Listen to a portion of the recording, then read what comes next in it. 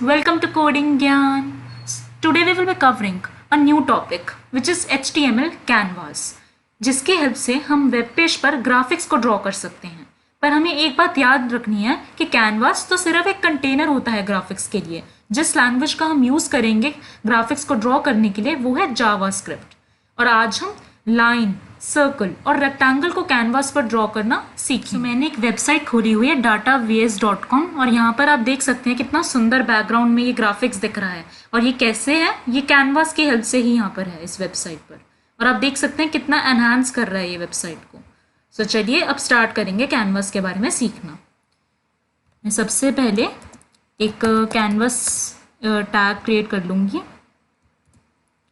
और इसके अंदर हम क्या करेंगे, एक आईडी देंगे जिसकी हेल्प से हम जावास्क्रिप्ट की हेल्प से ड्रॉ कर पाएंगे कैनवास को। तो मैंने यहाँ पर आईडी दे दी माय कैनवास। और इसके अंदर हम क्या करेंगे, हमें कुछ विड्थ और हाइट भी तो देनी होगी ना कैनवास को। सो मैंने विड्थ दे दी जैसे कि 200 और हाइट दे दी 100। ये ऐसा करते हैं, थोड़ा सा बढ़ा देते हैं। विड्थ को दे दी 300 वैल्यू और 200। अब कैनवास ड्रॉ करना मतलब कि ड्रॉ करने से पहले हमें यहाँ पर कुछ स्टाइलिंग भी तो देनी होगी ना। तो मैं यहाँ पर बॉर्डर दे दूँगी 1 pixel solid #C3 C3 C3। हम जावास्क्रिप्ट का यूज़ करना स्टार्ट करेंगे। अब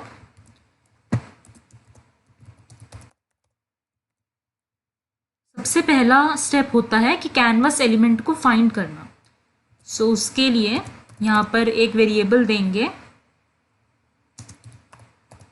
कैनवास और इसके अंदर हम document.get एलिमेंट का यूज़ करेंगे। अगर आपने जावास्क्रिप्ट अच्छे से करी होगी तो आपको इसके बारे में पता होगा। get element by id और हमने ऊपर id जो दी थी उसको यहाँ पर मेंशन करेंगे। सो id थी my canvas।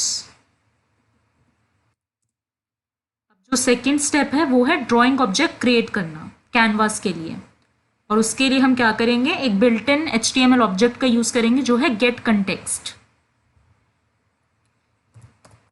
यहाँ पे वेरिएबल दिया ctx canvas dot get context।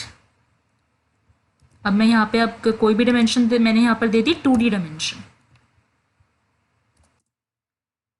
और जो थर्ड स्टेप है वो है ड्रॉ करना कैनवास पर। सो उसके लिए हमें कुछ फिल स्टाइल स्पेसिफाई करना होगा ctx dot fill style। के अंदर आप कोई भी कलर दे सकते हो, जैसे कि मैंने अभी फ़िलहाल के लिए ग्रीन कलर दे दिया।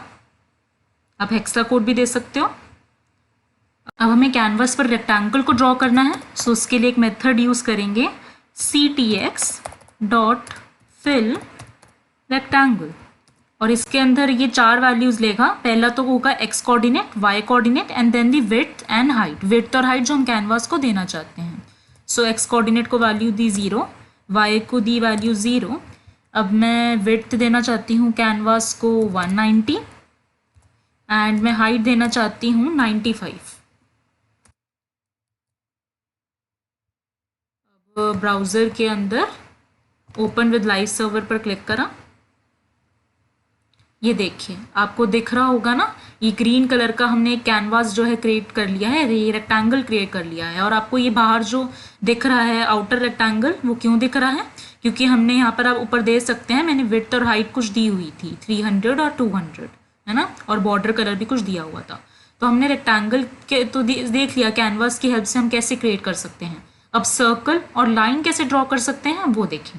लाइन क्रिएट करने से पहले मैं आपको कुछ ज़रूरी बातें बताऊंगी कि जो हमारा कैनवास होता है ना HTML कैनवास, वो एक 2 डायमेंशनल ग्रिड होता है। इसलिए यहाँ पर मैंने गेट कंटेक्स्ट मेथड के अंदर 2D वैल्यू दी। प्लस यहाँ पर आप देख सकते हैं मैंने x और y को वैल्यू दी है 0। तो जो हमारा कैनवास का जो अपर लेफ्ट कॉर्नर है ये उसके कोऑर्डिनेट्स 0,0। जिसके आप देख ही सकते हैं ये फिल रेक्टेंगल जो है इसके अंदर मैंने दी थी ना, अपर लेफ्ट कॉर्नर को वैल्यू दी है 0 और हमने एक 190 इंटू 95 पिक्सल का ये ग्रीन कलर का जो रेक्टेंगल है वो ड्रॉ करा है। सो होप सो अब अच्छे से आप समझ पाए होंगे। अब लाइन क्रिएट करने के लिए फिलहाल के लिए ये सारा जो कोड है यहाँ से हटा देंगे, या ऐसा करते हैं रहने देते हैं, बस यहाँ पर कुछ चेंजेस करेंगे। आईडी मैं यही दूंगी, मैं विड्थ को चेंज कर देती हूँ टू 200, हाइट को दे दूंगी मैं वैल्यू 100 और बॉर्डर कलर को भी थोड़ा सा डार्क कर लेंगे।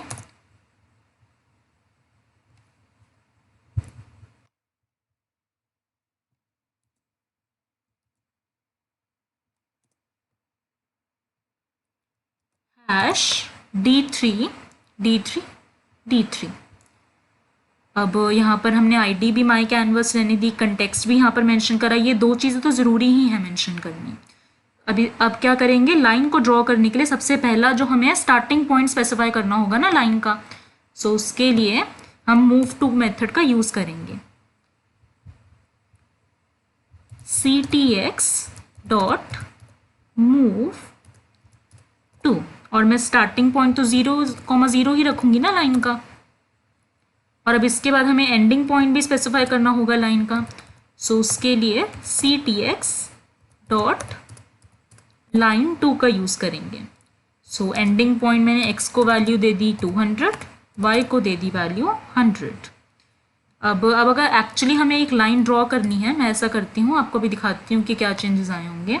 यहाँ से रेक्टेंगल को हटा दिया,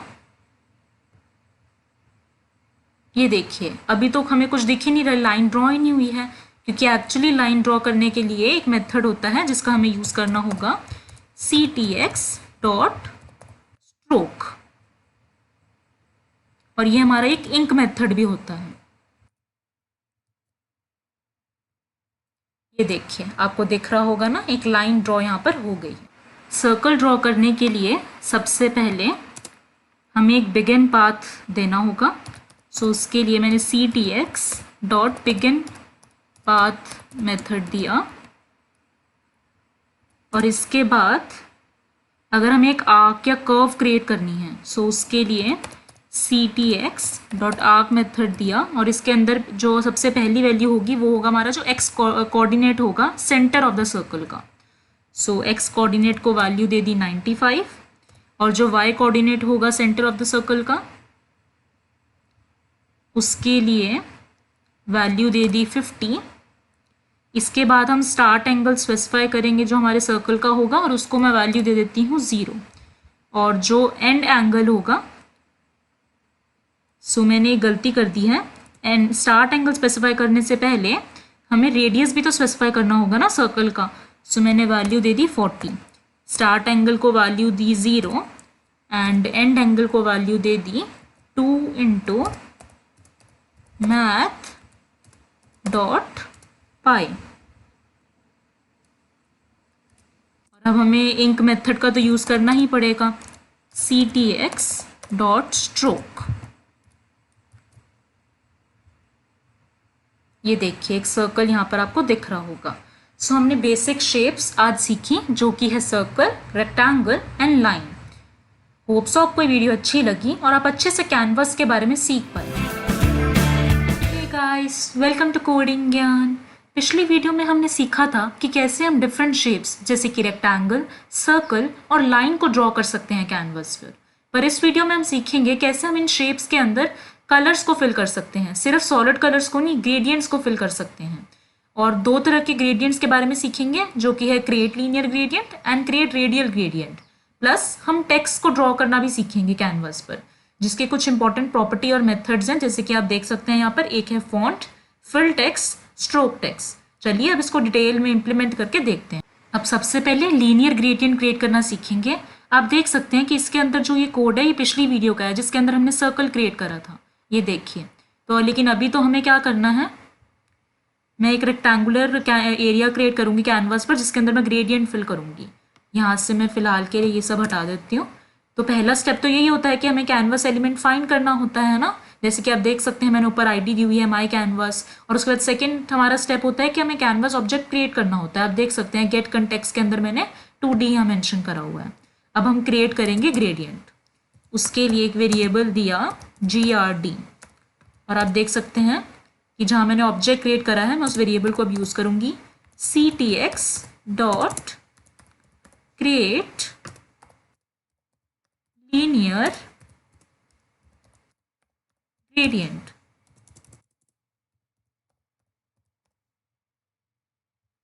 और इसके अंदर हमारे जो अपर कॉर्नर है x और y कोऑर्डिनेट्स देंगे हम वैल्यू 0,0, और अब x1 और y1 200, और मैंने y1 को वैल्यू दे दी 0। अब हमें कलर स्टॉप्स भी ऐड करने होंगे कि हमारा ग्रेडियंट कहाँ से स्टार्ट हो रहा है और कहाँ पे एंड हो रहा है। सो उसके लिए मैंने GRD dot add colour stop का यूज़ करा, और इसके अंदर अभी जो मेरा स्टार्टिंग पॉइंट है वो मैंने दिया 0, और मैं वैल्यू दूंगी अब रेड। और जब मैं अपने ग्रेडियंट को एंड करना चाह रही हूँ, यानी कि जो मैं सेकेंड अपना ब्रेक पॉइंट स्पेसिफाई करूँगी, सो उसके लिए मैंने GRD dot add colour stop दिया, और अब मैंने कोऑर्डिनेट दे दिया यहाँ पर 1, और वैल्यू दे दी वाइट। ये तो हमने क्रिएट कर दिया ग्रेडियंट, बट अब अभी क्या करना है, इसको फिल भी करना है। सो हमने पहले भी मैंने आपको एक मेथड बताया था fill style, CTX dot fill style, और उसके अंदर हमने क्या करा, ये जो GRD वेरिएबल ऊपर दिया हुआ ना जहाँ पर ग्रेडियंट क्रिएट करा है वो यहाँ पर असाइन कर दी वैल्यू। अब रेक्टेंगल को भी फिल करेंगे जिस रेक्टेंगल को हम कैनवास पर ड्रॉ कर रहे हैं। CTX डॉट फिल रेक्टेंगल, और वही जो हम पहले वैल्यूज़ देते थे, हमने अपर कॉर्नर यानी कि x और y की वैल्यू दे दी 10,10, और अब विड्थ और हाइट देंगे रेक्टेंगल की। विड्थ दे दी 150 और हाइट दे दी रेक्टेंगल को 80। अब देखेंगे कि क्या चेंज हुआ। ये देखिए आपको दिख रहा होगा ना, यहाँ पर जब स्टार्ट हो रहा है तो रेड कलर दिख रहा है, एंड में जाते जाते ये ग्रेडियंट जब स्प्रेड हुआ तो ये वाइट कलर दिख रहा है। आप कोई भी कलर दे सकते हो, जैसे कि मैं यहाँ पर अगर वाइट के बजाय दे दूँ ब्लू, ये देखिए अब आपको यहाँ पर रेड और ब्लू का कॉम्बिनेशन दिख रहा होगा। स्टार्टिंग कलर को भी हम चेंज करके देख लेते हैं, जैसे कि मैंने ग्रीन दे दी वैल्यू। ये देखिए अब रेडियल ग्रेडियंट कैसे क्रिएट करते हैं वो भी देख लेते हैं, यानी कि हमें यहाँ पर बीच में सर्कल का इफेक्ट आएगा। रेडियल का मतलब ये हुआ। सो यहाँ पर लीनियर के बजाय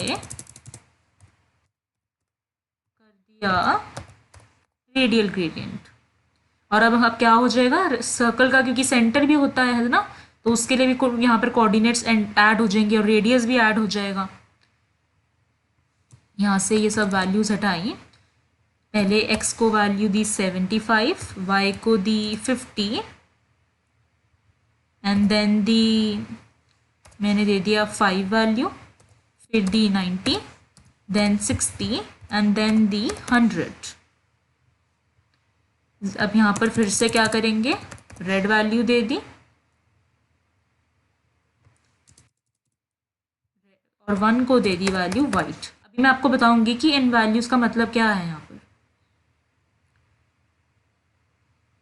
और यहाँ पर यही बाकी रेक्टेंगल के अंदर तो वही फिल करेंगे वैल्यूज को। ये देखिए अब आपको दिख रहा होगा रेडियल इफेक्ट यहाँ पर सेंटर में। सो यहाँ पर जो 75 और 50 है ना, ये हमारे सेंटर ऑफ द सर्कल के कोऑर्डिनेट्स हैं, यानी कि x और y, और जो 5 है वो रेडियस है। और क्योंकि आपको मैंने बताया कि हम ग्रेडियंट यहाँ पर क्रिएट कर रहे हैं, तो हमें आउटर इफेक्ट भी तो सर्कल का क्रिएट करना है ना, तो उसके लिए ये x1 और y1 90 और 60 जो है वो कोऑर्डिनेट्स हैं, और ये जो r1 है ये सेकेंड सर्कल का यहाँ पर रेडियस है। तो ये होता है हमारे, जो आपको यहाँ वैल्यू समझ में आ गई होंगी, x, y, r, x1, y1 and r1। और आपको कलर स्टॉप्स के अंदर 0 और 1 ये होती है हमारी ग्रेडियंट पोजीशंस, इनको आपको ध्यान में रखना है अच्छे से। अब टेक्स्ट को क्रिएट करना सीखेंगे ऑन कैनवास। फिलहाल के लिए ये सारा कोड यहाँ से हटा देंगे। टेक्स्ट को ड्रॉ करने से पहले कुछ इंपॉर्टेंट प्रॉपर्टीज और मेथड, जैसे कि मैंने आपको वीडियो की स्टार्टिंग में भी बताई थी, वो होती है सबसे पहले फॉन्ट, जो कि हमारी फॉन्ट प्रॉपर्टीज होती है ना टेक्स्ट की, वो डिफाइन करता है। और फिर होता है फिल टेक्स्ट, जैसे कि हम फिल्ड टेक्स्ट, यानी कि टेक्स्ट के अंदर कलर फिल करके कैनवास पर ड्रॉ कर सकते हैं। और जो थर्ड होता है वो होता है स्ट्रोक टेक्स्ट, जिससे कि हम ड्रॉ कर सकते हैं टेक्स्ट को कैनवास पर विदाउट एनी फिल। तो अब जब मैं करके बताऊंगी तभी आपको ज़्यादा अच्छे से समझ में आएगा। तो यही जो पहले स्टेप्स करते हैं कि फाइंड कर रखे हमने canvas element and then we have created the canvas object. तो ये तो सारे स्टेप्स वही रहेंगे।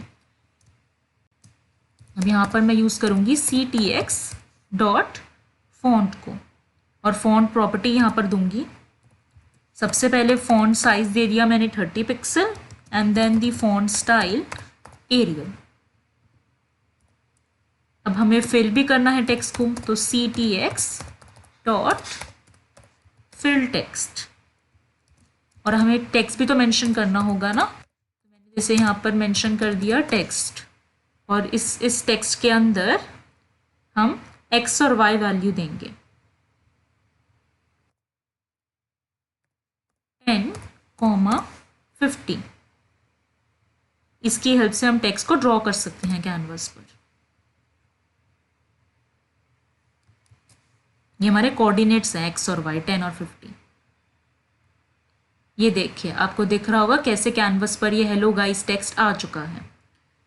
अब यही अगर आपको स्ट्रोक टेक्स्ट का यूज़ करना है, जैसे कि यहाँ पर तो आपको दिख रहा है ना, ये फिल्ड है टेक्स्ट हमारा। अगर हमें विदाउट एनी फिल्ड टेक्स्ट बनाना है तो उसके लिए हम स्ट्रोक टेक्स्ट का यूज़ करेंगे। यहाँ पर वही वैल्यू 30 पिक्सल एरियल, और बस यहाँ पर क्या कर दिया मैंने, फिल के बजाय स्ट्रोक। ये देखिए अब ये फिल्ड नहीं है मेरा टेक्स्ट। और यही अगर आप कलर देना चाहते हो टेक्स्ट को और सेंटर में लेके आना चाहते हो, उसके लिए अभी मैं स्टाइल को चेंज करके देखती हूँ। जैसे कि मैंने 30 पिक्सल कॉमिक सैंस एमएस दे दिया, और इसके बाद हम फिल स्टाइल का भी यूज़ करेंगे जिससे कि हम कलर फिल कर सकें। फिल स्टाइल और रेड कलर दे दिया। अब क्योंकि मैंने आपको ये भी बताया था कि हमें सेंटर लाइन भी करना है, सो उसके लिए ctx dot text line is equal to centre. अब यहाँ पर क्या करा, क्योंकि कलर को फिल भी करना है उसके लिए स्ट्रोक टेक्स्ट नहीं फिल टेक्स्ट आएगा। और यहाँ पर हम क्या करते हैं, जो हमने कैनवास की विड्थ और हाइट था ना, उसके लिए यहाँ पर वैल्यू दे देंगे। यहाँ x और y को, पहले तो हम x और y को वैल्यू दे रहे थे ना कोऑर्डिनेट्स को, तो अब क्या कर देंगे, कैनवास डॉट विड्थ बाय 2 दे दी x को वैल्यू, और y को अब क्या वैल्यू देंगे, कैनवास डॉट हाइट बाय 2। तो ये हमने दे दिए कोऑर्डिनेट्स को वैल्यू।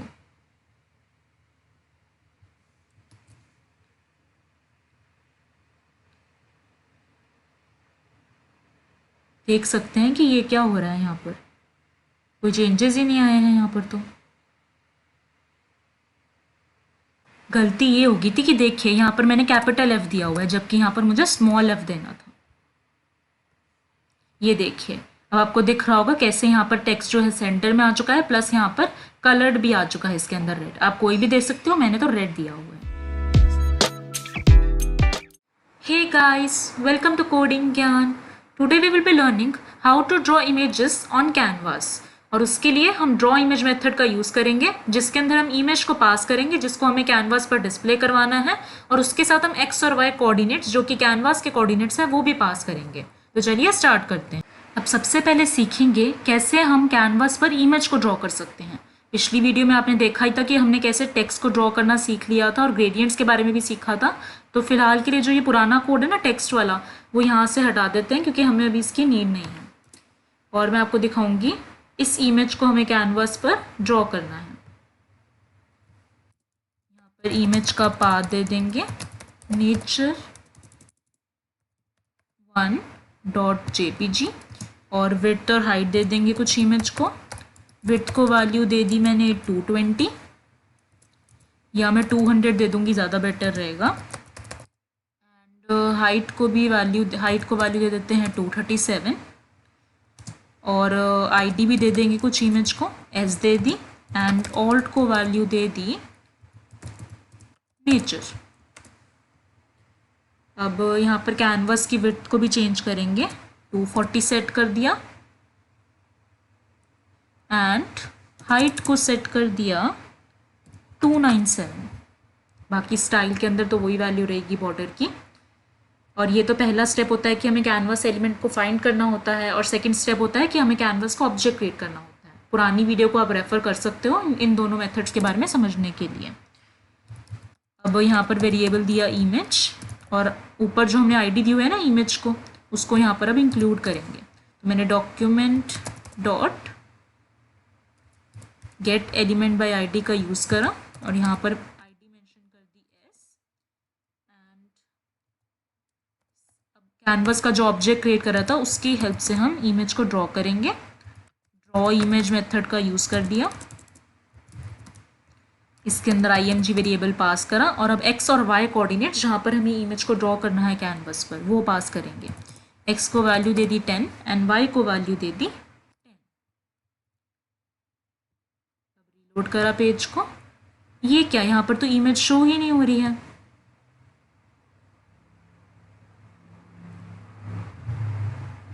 क्योंकि आप देख सकते हैं कितनी बड़ी गलती करी है ना। इमेज हमने यहाँ नो डाउट पाथ दे दिया, बट इमेज को हमें लोड भी तो करना होगा ना, जिससे कि हमें वो वेब पेज पर डिस्प्ले हो। उसके लिए हमें window dot on load function का यूज़ करना होगा।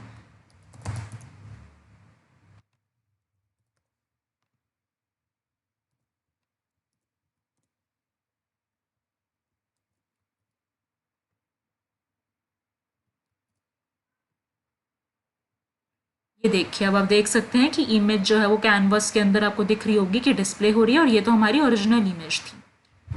आप विड्थ को थोड़ा कम भी कर सकते हो अगर ये थोड़ी सी ज़्यादा लग रही है तो, जैसे कि मैंने अगर 220 सेट कर दिया। ये देखिए, अच्छे से हमने कैनवस को ड्रॉ करना सीख लिया है। सो thank you guys, hope so आपको ये वीडियो अच्छी लगी और आप अच्छे से इमेजेस को ड्रॉ करना कैनवस पर सीख पाए। Hey guys, welcome to coding Gyan. पिछली वीडियोस में हमने सीखा कैसे हम शेप्स क्रिएट कर सकते हैं, ग्रेडियंट्स क्रिएट कर सकते हैं, इमेजेस को कैनवस पर ड्रॉ कर सकते हैं। इस वीडियो में हम गेट कंटेक्स्ट ऑब्जेक्ट की कुछ एडवांस प्रॉपर्टीज जैसे कि stroke style, shadow colour, shadow blur, shadow offset X, shadow offset Y and create pattern, इन प्रॉपर्टीज के बारे में सीखेंगे। सो चलिए स्टार्ट करते हैं। सबसे पहली प्रॉपर्टी जो हम पढ़ेंगे वो है स्ट्रोक स्टाइल प्रॉपर्टी, जिसकी हेल्प से हम स्ट्रोक कलर दे सकते हैं। उसके लिए सबसे पहला स्टेप तो हमारा यही रहेगा ना कि हमें कैनवस एलिमेंट क्रिएट करना है। और यहाँ पर आईडी दे दी माई कैनवस,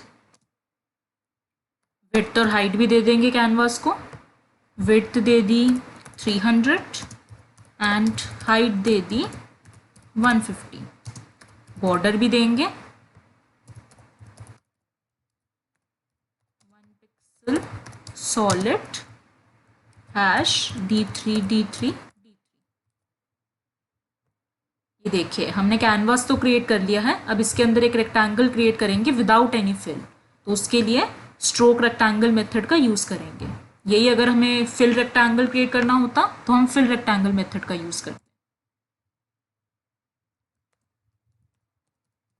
स्क्रिप्ट टैग दे दिया सब। और फर्स्ट स्टेप तो यही रहता है ना कि हमें एलिमेंट को फाइंड करना होता है, तो उसके लिए वेरिएबल दे दिया एक सी, और जावा स्क्रिप्ट का एक जो मेथड होता है document dot gate element by ID, उसका यूज़ करेंगे।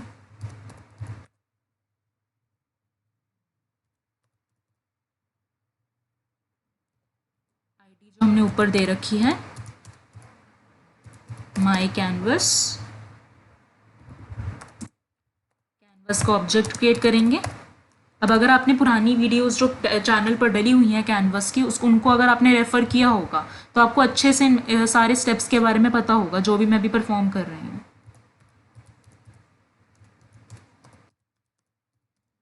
और इसके अंदर 2D का यूज़ कर रहे हैं। स्ट्रोक कलर देने के लिए स्ट्रोक स्टाइल मेथड का यूज़ करेंगे।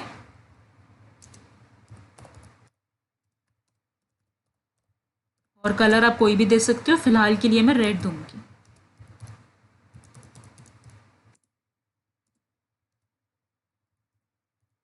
अब स्ट्रोक रेक्टेंगल का यूज़ करेंगे। जो एक्स कोऑर्डिनेट होगा रेक्टेंगल का उसको वैल्यू दे दी 20, वाई कोऑर्डिनेट को भी दे दी 20, यानी कि अपर लेफ्ट जो हमारे कॉर्नर्स है रेक्टेंगल के, विड्थ दे दी 150 एंड हाइट दे दी 100। ये देखिए आपको दिख रहा होगा ना रेड कलर का जो ये रेक्टेंगल क्रिएट हो चुका है।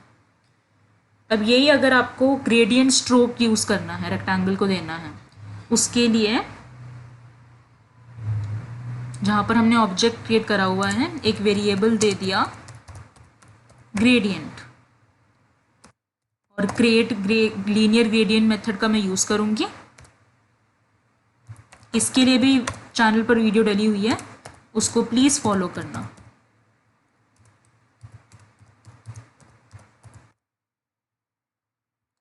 यहाँ पर एक्स कोऑर्डिनेट को वैल्यू दी 0, वाई को 0,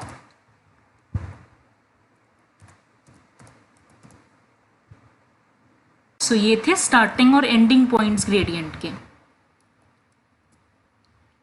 अब कलर स्टॉप्स ऐड करेंगे,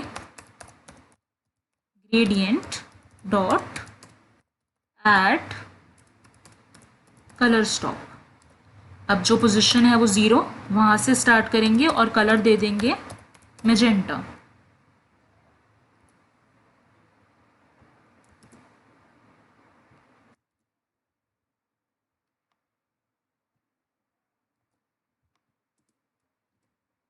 पोजीशन को चेंज कर दिया टू 0.5 और यहाँ पर दे दी कलर को value blue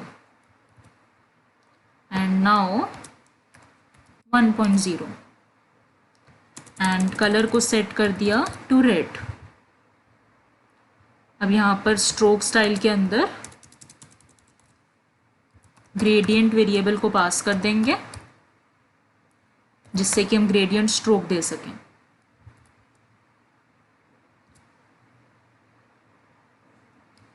now let's see, ये देखिए आपको दिख रहा होगा ना एक क्या कहते हैं ग्रेडियंट स्ट्रोक रेक्टेंगल को मिल चुकी है।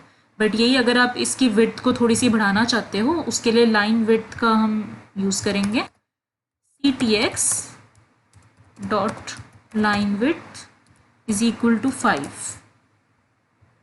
ये देखिए आपको दिख रहा होगा, अभी थोड़ा सा ज़्यादा सुंदर लग रहा है दिखने में। अब स्ट्रोक स्टाइल प्रॉपर्टी तो अच्छे से सीख ली, अब हम शेप्स को शैडो देना सीखेंगे। उसके लिए दो प्रॉपर्टीज़ पढ़ेंगे, शैडो ब्लर और शैडो कलर। यहाँ से ये सारा कोड फिलहाल के लिए जो दे रखा है वो हटा दिया। प्रॉपर्टी यहाँ मेथड जो देंगे वो है CTX dot shadow blur, value दे दी फिलहाल के लिए 20, कोई भी आप नंबर दे सकते हो यहाँ पर। बस डिसाइड करेगा कितनी हमारी जो शैडो है वो स्प्रेड हो रही है। ये ब्लर लेवल है शैडो का। अब शैडो का कलर दे देंगे,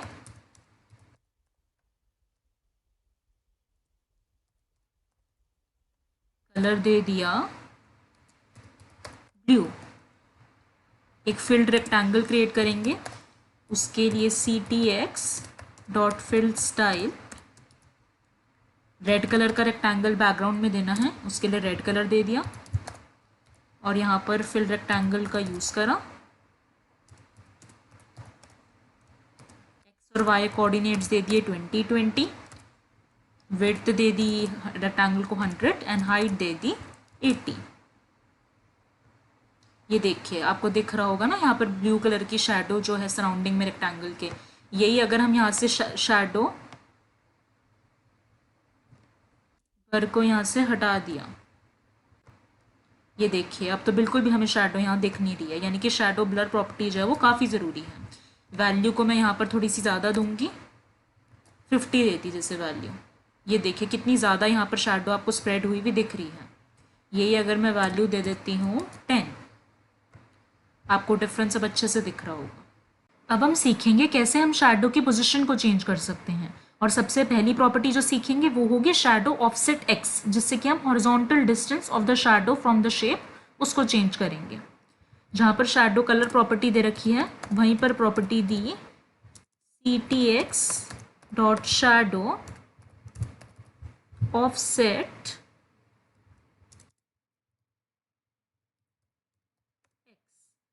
और वैल्यू दे दी 20। 20 वैल्यू देने का मतलब ये है कि हम चाहते हैं, मैं आपको शो करके दिखाऊंगी कि राइट में आ जाए हमारी शैडो। आप देख सकते हैं यहाँ पर राइट में आ रही है। यही अगर आपको इसको लेफ्ट में लेके आना है उसके लिए -20 वैल्यू देती। ये देखिए अब ये लेफ्ट में आ चुकी है। और यही अगर आप चाहते हो कि जो शैडो है राइट बिहाइंड द शेप आए, उसके लिए वैल्यू देनी होगी 0। ये देखिए अब ये राइट बिहाइंड हमारी जो रेक्टेंगल है उसके पीछे है। यही अगर मैं यहाँ पर वैल्यू दे देती हूँ, वैल्यू नहीं सॉरी प्रॉपर्टी चेंज कर दूंगी तो ऑफसेट y और 20 वैल्यू दे दी। ये देखिए आप देख सकते हैं अब बॉटम में आ रही है, यानी कि वर्टिकल पोजीशन में हमारी शैडो आ रही है। यही अगर आप मैं यहाँ पर वैल्यू दे दूँ -20, अब ये टॉप में आ चुकी है। और वही अगर हम वैल्यू दे दें 0, ये देखिए अब अगर आप किसी भी एलिमेंट जैसे कि इमेज या वीडियो, किसी भी एलिमेंट को आप स्पेसिफिक डायरेक्शन में रिपीट करवाना चाहते हो, उसके लिए क्रिएट पैटर्न प्रॉपर्टी के बारे में पढ़ेंगे। जहाँ पर हमने कैनवस एलिमेंट क्रिएट किया हुआ है उसके नीचे एक बटन क्रिएट कर लेंगे। एक नहीं, इनफैक्ट हम टोटल 4 बटन्स क्रिएट करेंगे।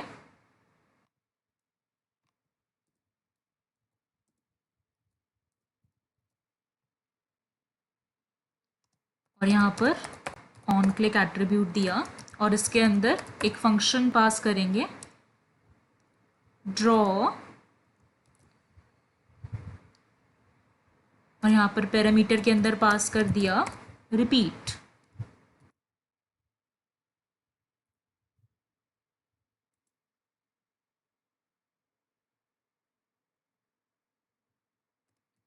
बटन को भी नाम दे दिया repeat.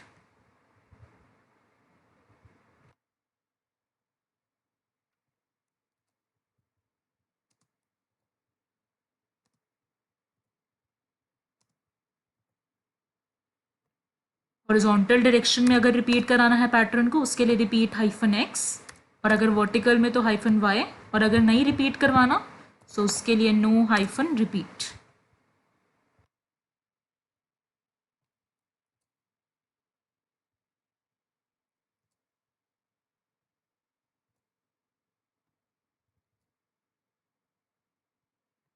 repeat -x, repeat -y, no -repeat। यहाँ पर स्क्रिप्ट टैग के अंदर एक फंक्शन देंगे ड्रॉ, और उसके अंदर डायरेक्शन पास करेंगे जिससे कि हम एक स्पेसिफिक डायरेक्शन में पैटर्न को रिपीट करवा पाएँ। अभी के लिए इसको कॉपी कर लेंगे यहाँ पर। यहाँ से ये सारा जो कोड दे रखा है ये हटा दिया।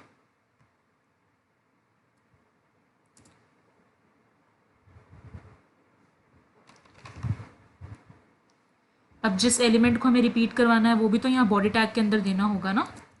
यहाँ पर इमेज दी और सोर्स दे दिया इमेज का fb.jpg, इसको आईडी दे दी f, विड्थ दे दी 32, हाइट भी दे दी 32।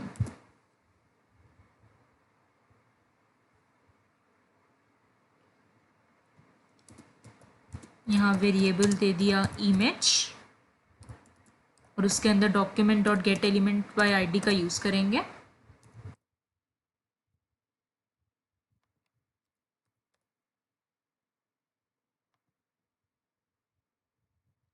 यहाँ पर आईडी वो दे दी जो हमने ऊपर इमेज को दे रखी है f। अब यहाँ पर एक वेरिएबल दे दिया pat। क्रिएट पैटर्न प्रॉपर्टी का यूज़ करने जा रहे हैं।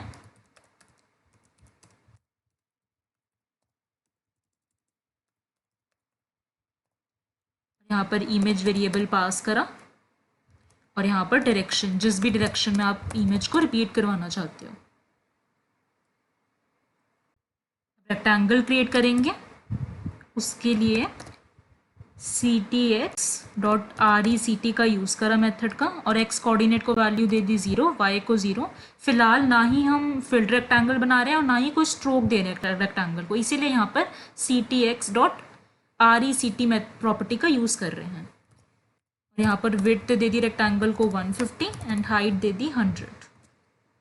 अब पैटर्न को फिल करना है रेक्टेंगल के लिए, इसलिए यहाँ पर ctx.fill स्टाइल के अंदर pat वेरिएबल को पास कर दिया और अब यहाँ पर पास करेंगे मेथड ctx.fill। अब अगर आपको रेक्टेंगल के अंदर कुछ पिक्सल्स को क्लियर करना है, सो जहाँ पर हमने यहाँ ctx वेरिएबल दे रखा है वहीं पर पास करा ctx.clear रेक्टेंगल और x कोऑर्डिनेट को वैल्यू दे दी 0, y को भी 0, और यहाँ पर विड्थ और हाइट हम क्या करेंगे, कौन सी पास करेंगे, जो हमने यहाँ पर कैनवास को दे रखी है ऊपर आप देख सकते हैं, c.width c.height। Now let's see, ये देखिए यहाँ पर हमें इमेज ऑलरेडी शो हो रही है क्योंकि हमने ऊपर पाथ दे रखा है इमेज का। अब इस इमेज को मुझे रेक्टेंगल के अंदर फिल करना है। मैंने रिपीट के ऊपर क्लिक करा, ये देखिए ये थोड़ी इमेज का साइज़ आपको थोड़ा सा अच्छे से अभी दिख नहीं रहा होगा, वो हम विड्थ और हाइट को यहाँ पर जब चेंज करेंगे तो वो हम दे सकते हैं। अब अगर मैंने रिपीट x करा, ये देखिए, और अगर मैंने रिपीट y करा, ये क्या, यहाँ पर तो कोई चेंजेस ही नहीं आ रहे हैं। लेट्स सी, इमेज का साइज़ कुछ ज़्यादा ही बड़े होने की वजह से ये कैनवास के अंदर फिट नहीं बैठ रही है, तो दो ही ऑप्शंस बचते हैं, या तो हम कैनवास की विड्थ और हाइट को बढ़ा दें या इमेज को चेंज कर दें। मैं इमेज को चेंज करके दिखाऊंगी।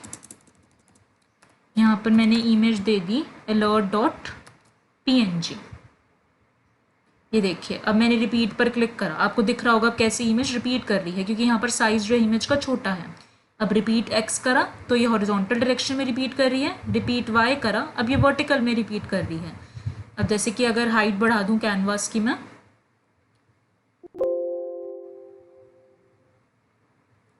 यहाँ पर कर दिया 190, और अब अगर रिपीट y पर क्लिक करा, अब नो रिपीट करा तो रिपीट नहीं हुई, रिपीट x करा, ये देखिए अब सारे जो बटन्स हैं वो यहाँ पर वर्क कर रहे हैं।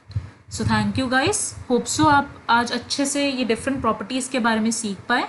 तो प्लीज़ हमारी वीडियो को लाइक करना, शेयर करना और चैनल को ज़रूर subscribe. Guys, welcome to coding Gyan. Today we will be learning about different line styles of HTML canvas, that is line cap, line join, line width and meter limit. सबसे पहली line style property जो हम पढ़ेंगे वो है line width, which is use to set और return the current line width pixel. अब इसका क्या मतलब है वो अभी मैं आपको इम्प्लीमेंट करके बताऊंगी। एक कैनवस एलिमेंट क्रिएट कर लेंगे पहले, और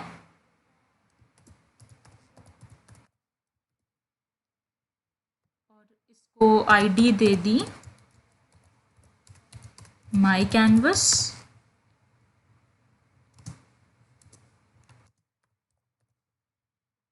विड्थ दे दी 300 एंड हाइट दे दी 150, स्टाइल को वैल्यू दे दी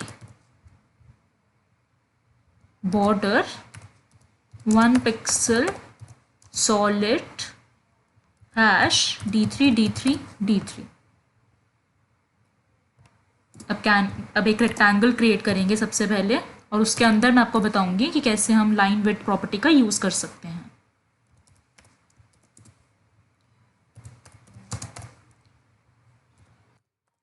Firstly, we will find our canvas element. मैं आपको फिर कहूँगी कि आप प्लीज़ पुरानी वीडियोस को जो कैनवास पर डली हुई हैं चैनल पर, आप प्लीज़ उनको रेफ़र कीजिए, जिससे कि आपको अच्छे से समझ आ जाएगा।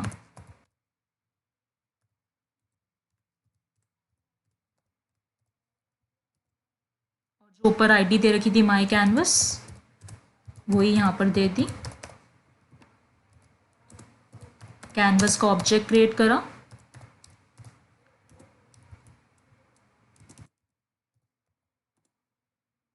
सी डॉट गेट कंटेक्स्ट 2D, एक स्ट्रोक्ड रेक्टेंगल क्रिएट करेंगे, ctx डॉट स्ट्रोक RECT, और जो कोऑर्डिनेट्स हैं अपर कोऑर्डिनेट्स x और y कैनवस के, उनको वैल्यू दे देंगे, x को 20, y को 20, और विड्थ और हाइट रेक्टेंगल को देंगे 80 दे दी विड्थ और हाइट दे दी 100। Let's see the changes. ये देखिए एक रेक्टेंगल क्रिएट हो गया। अब इसकी जो ये लाइंस है आप देख सकते हैं ना, जिससे ये रेक्टेंगल बना हुआ है, इनको कुछ हमें विड्थ देनी है, उसके लिए हम लाइन विड्थ प्रॉपर्टी का यूज करेंगे। ctx डॉट लाइन विड्थ और वैल्यू दे दी 10। ये देखिए आपको दिख रहा होगा ना कैसे यहाँ पर इसको विड्थ मिल चुकी है। अब मैं विड्थ को थोड़ा सा बढ़ा भी सकती हूँ, जैसे कि मैंने 30 दे दी अगर विड्थ। ये देखिए कितनी ज़्यादा बढ़ चुकी है ना। अब आपको अच्छे से समझ में आ गया होगा इस प्रॉपर्टी का यूज़ कैसे करना है। अब हम लाइन जॉइन प्रॉपर्टी के बारे में सीखेंगे। उसके लिए सबसे पहले हमें क्या करना है, दो लाइंस को जॉइन करना है। उसके लिए एक पाथ क्रिएट करना होगा। सो बिगिन पाथ मेथड का यूज़ करेंगे और लाइन विड्थ को 30 से 10 सेट कर दिया। इसके बाद हमें स्टार्टिंग और एंडिंग पॉइंट लाइन का डिफाइन करना होगा, क्योंकि अभी मैं रेक्टेंगल नहीं क्रिएट कर रही, सो यहाँ से मैंने स्ट्रोक रेक्टेंगल हटा दिया। स्टार्टिंग पॉइंट जो होगा लाइन का वो डिफाइन कर लेंगे सबसे पहले। तो उसके लिए मूव टू का यूज़ करेंगे और इसके अंदर वैल्यू दे दिए 20 एंड 20। और अब एंडिंग पॉइंट डिफाइन करा 100, 50। इसके बाद ctx डॉट स्ट्रोक का यूज़ करेंगे जिससे कि हमें लाइन दिखे।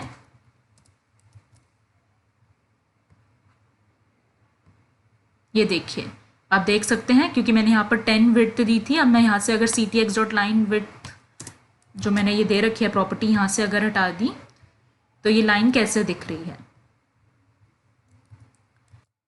और अभी हमें क्या करना है, दो लाइंस क्रिएट करनी है और उनको फिर ऐसे जॉइन करना है। सो उसके लिए फिर से लाइन 2 का यूज़ करेंगे।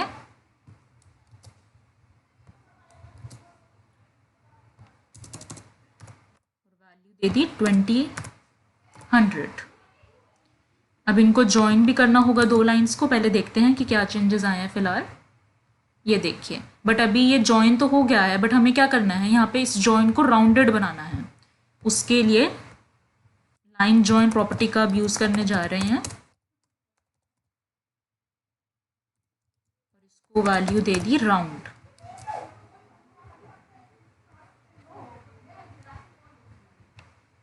ये क्या, यहाँ पे तो ये जॉइन ही नहीं हुआ।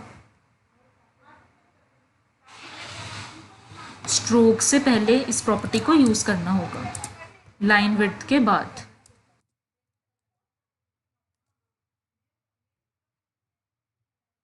ये देखिए अब ये जॉइन हो चुके हैं, बट यहाँ पर अब ये राउंडेड है। So hope so line join property अच्छे से आपको अब समझ आ गई। अब हम लाइन कैप प्रॉपर्टी के बारे में पढ़ेंगे। लाइन कैप प्रॉपर्टी का मतलब होता है कि आप लाइन के स्टार्टिंग और एंडिंग पॉइंट्स को चेंज करना चाहते हो, तो वो अब करके दिखाएंगे। यहाँ से लाइन जॉइन के बजाय कर दिया लाइन कैप और राउंड के अंदर वैल्यू दे दी स्क्वायर। राउंड के बजाय स्क्वायर वैल्यू दे दी। और अब क्योंकि दो लाइंस नहीं क्रिएट करनी, सिर्फ एक ही लाइन क्रिएट करनी है, सो यहाँ से हटा दिया। यहाँ पर दिया 200 एंड 20। ये देखिए आपको दिख रहा होगा ना, यहाँ पे जो इसके स्टार्टिंग और एंडिंग पॉइंट है लाइन का, वो अब स्क्वायर की फॉर्म में है। यही अगर आपको राउंडेड रखना है, सो यहाँ पर चेंज कर दिया टू राउंड। ये देखिए अब ये राउंड है।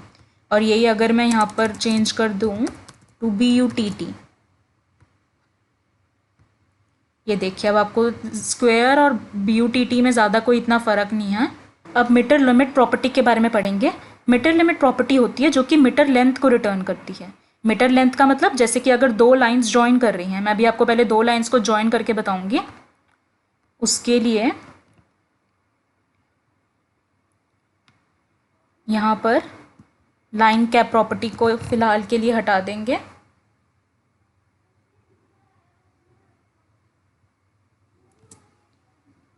और यहाँ पर देंगे लाइन जॉइन प्रॉपर्टी और इसको फिलहाल के लिए सेट कर देंगे टू राउंड।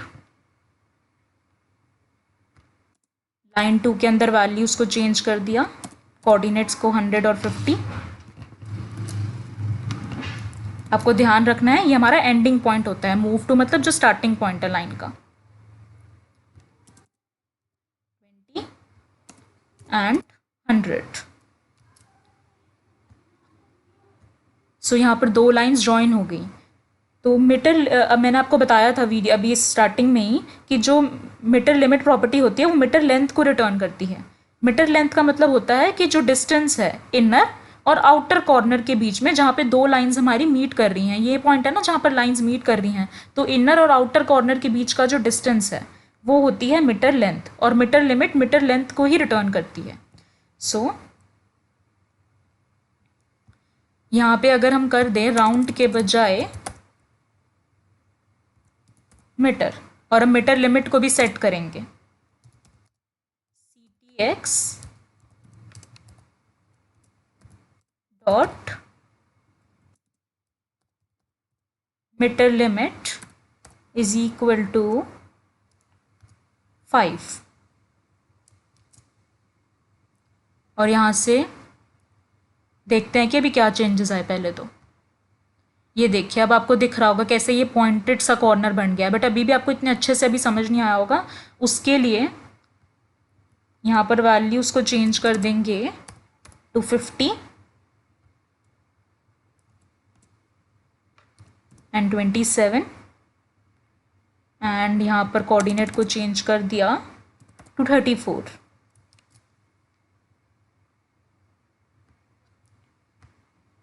ये देखिए अब आपको दिख रहा होगा ना आउटर और इनर कॉर्नर जहाँ पे हमारी जो दो लाइंस मीट कर रही हैं उनके बीच का जो डिस्टेंस है वो कैसा दिख रहा है। अब हमें एक बात ध्यान रखनी है कि जैसे जैसे जो एंगल होता है कॉर्नर का वो कम होता रहेगा, वैसे वैसे मीटर लेंथ बढ़ती रहेगी।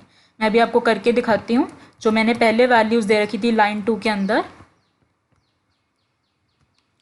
ये देखिए आपने देखा ना कि कैसे ये जो मीटर लेंथ थी यानी कि जो हमारा डिस्टेंस था इनर और आउटर कॉर्नर के बीच में वो कैसे यहाँ पर बढ़ गया है, क्योंकि जो एंगल था कॉर्नर का वो कम हो गया है। और यही अगर मैंने वैल्यूज़ को चेंज कर दिया फिर से, यानी कि अब 27 सेट करा और 34 करा, सो आपको दिख रहा होगा कैसे अब जो मीटर लेंथ थी वो कम हो गई है ना। और ये अगर हम चाहते हैं कि हमें मीटर लेंथ को प्रिवेंट करना है फ्रॉम बीइंग टू लॉन्ग, उसी के लिए हम मीटर लिमिट प्रॉपर्टी का यूज़ करते हैं। आप देख सकते हैं यहाँ पर मीटर लिमिट को वैल्यू दे रखी है 5। सो thank you guys, hope so आप अच्छे से आज लाइन स्टाइल प्रॉपर्टीज़ के बारे में सीख पाए। Hey guys, welcome to coding Gyan. आज हम कैनवस के अंदर पाथ्स की कुछ प्रॉपर्टीज़ और मेथड्स के बारे में सीखेंगे। सो चलिए स्टार्ट करते हैं। पाथ के अंदर सबसे पहला मेथड जो हम पढ़ेंगे वो है फिल मेथड। फिल मेथड क्या होता है? इट फिल्स द करंट ड्राइंग या पाथ कह लो आप। डिफ़ॉल्ट कलर होता है जिसका ब्लैक। अब इसको इम्प्लीमेंट करके सीखते हैं। सबसे पहले कैनवस एलिमेंट क्रिएट कर लेंगे। एंड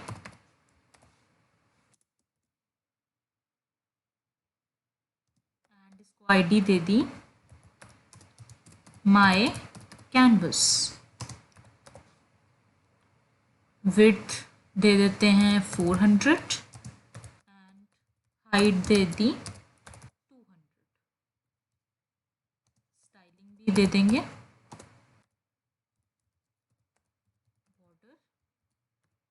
तो इसमें कुछ नया नहीं है। अगर आपने पुरानी वीडियोस जो चैनल पर कैनवस की डली हुई है अगर उनको आपने फॉलो करा होगा तो ये तो सबसे पहला स्टेप होता है जो आपको अच्छे से पता होगा इस बारे में। #t3 d3 अब स्क्रिप्ट टैग क्रिएट करेंगे। ड्रॉ करेंगे। एक वेरिएबल दिया c एंड कैनवस एलिमेंट को फाइंड करेंगे, जो कि हमारा पहला स्टेप होता है। Document dot gate element by ID, और यहाँ पर जो ऊपर आईडी दे रखी थी उसको मेंशन कर दिया। And now we will create the canvas object ctx c dot get context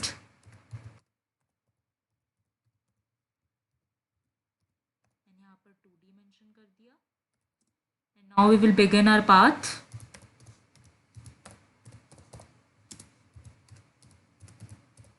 with the help of begin path method rectangle create कर लेंगे और इसके अंदर कोऑर्डिनेट्स देंगे।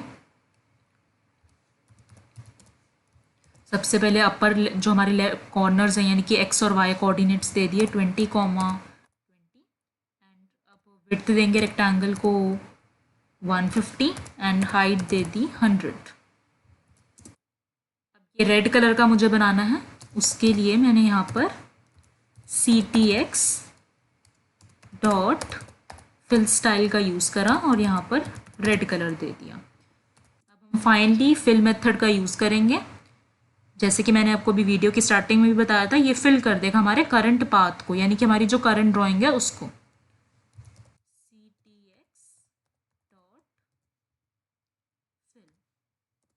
इसके बाद हमें एक और पाथ क्रिएट करना है, उसके लिए फिर से ctx.begin पाथ को कॉल करा। ऊपर मैंने रेक्टेंगल मेथड दिया हुआ है वही मैंने नीचे दे दिया। बस अब मुझे कोऑर्डिनेट्स चेंज करने होंगे। x को वैल्यू दे दी y, x को 40 दे दी वैल्यू एंड y को भी 40। विड्थ और हाइट तो रेक्टेंगल की उतनी ही रहेगी और कलर भी चेंज कर देंगे। रेड के बजाय कलर दिया ब्लू एंड फिल कर लिया। Now let's see the changes in the browser. ये क्या दोनों रेड कलर के यहाँ पर क्यों शो हो रहे हैं? क्योंकि मैंने यहाँ पर BLE स्पेलिंग गलत दी हुई है ब्लू की। ये देखिए यहाँ पर ये ब्लू कलर का रेक्टेंगल और पीछे रेड कलर का। अब मैं यही अगर यहाँ से फिल मेथड को हटा देती हूँ, नाउ लेट्स सी, ये देखिए अब मुझे दोनों रेक्टेंगल्स दिख ही नहीं रहे हैं, यानी कि जो हमारी ड्राइंग है उसको फिल करता है ये फिल मेथड और ये बहुत एसेंशियल है। अब फिर से जब अप्लाई करा तो अब रेक्टेंगल्स दिख रहे हैं। Second path method which we will learn now is stroke method. Stroke method का यूज़ मैं पुरानी वीडियोस में काफ़ी बार कर चुकी हूँ। अगर आपने कैनवस की पुरानी वीडियोस देखी होंगी तो स्ट्रोक मेथड क्या करता है, वो एक्चुअली पाथ को ड्रॉ करता है, जो कि हम डिफाइन करेंगे। जैसे कि मूव टू मेथड और लाइन टू मेथड के बारे में भी मैंने पुरानी वीडियोज़ में बात करी है। चलिए अब सीखते हैं इस मेथड को।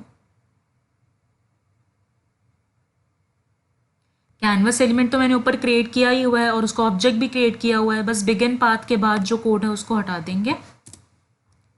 इसके बाद स्टार्टिंग पॉइंट जो होगा एक लाइन क्रिएट करेंगे, उसका स्टार्टिंग पॉइंट डिफाइन कर लेते हैं ctx डॉट मूव टू और यहाँ कोऑर्डिनेट्स स्पेसिफाई कर दिए 20, 20।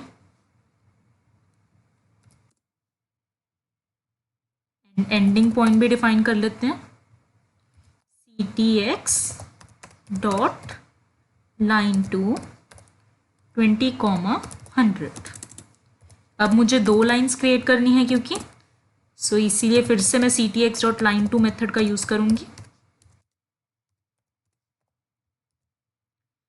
यहाँ पर कोऑर्डिनेट्स को भी चेंज कर दिया 70, 100 एंड कलर भी दे देंगे ctx dot stroke style is equal to red and finally stroke method का भी यूज़ कर लिया।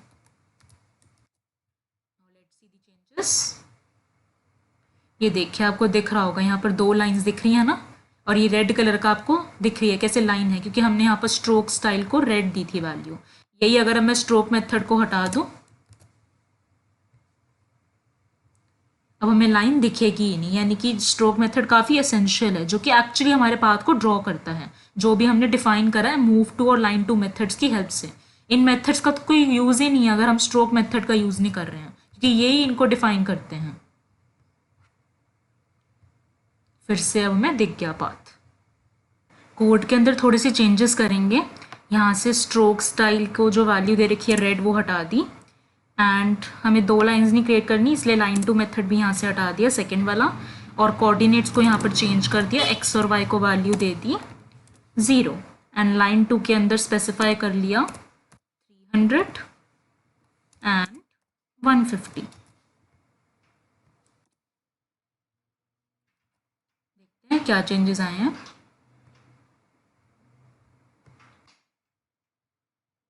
ये देखिए, आपको दिख रहा होगा कैसे एक ये लाइन ड्रॉ हो गई है ना, जो 0,0 यानी कि इस कॉर्नर से स्टार्ट हो रही है और ये कहाँ तक जा रही है।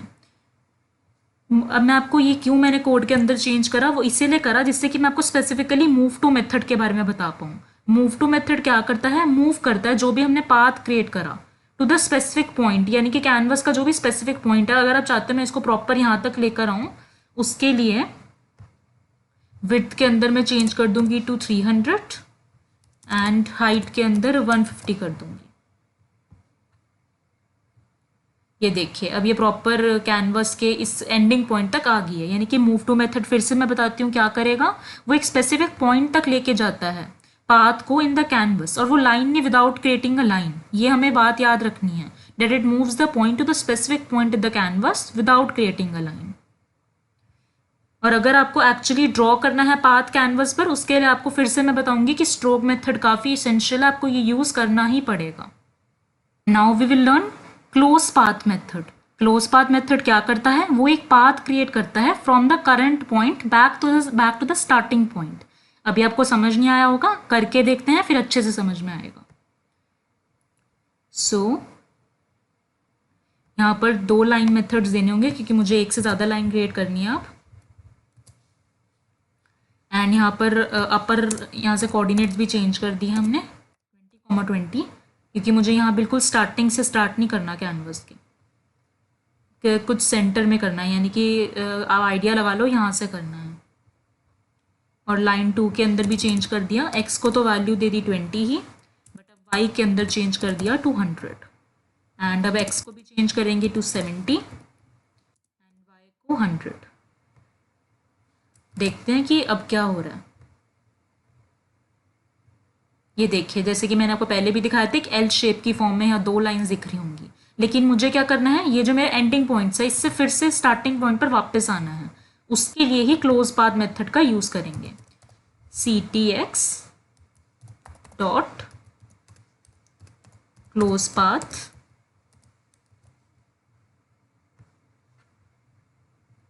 हम स्टार्टिंग पॉइंट पर फिर से आ गए। ये देखिए, ये एंडिंग पॉइंट था और ये अभी फिर से स्टार्टिंग पॉइंट पर आ गए। नेक्स्ट मेथड जो आप सीखेंगे वो है क्लिप मेथड। उसके बारे में समझाने से पहले 2 रेक्टेंगल्स क्रिएट कर लेंगे। सो यहाँ से ये सारा जो कोड दिया हुआ है ये हटा देंगे।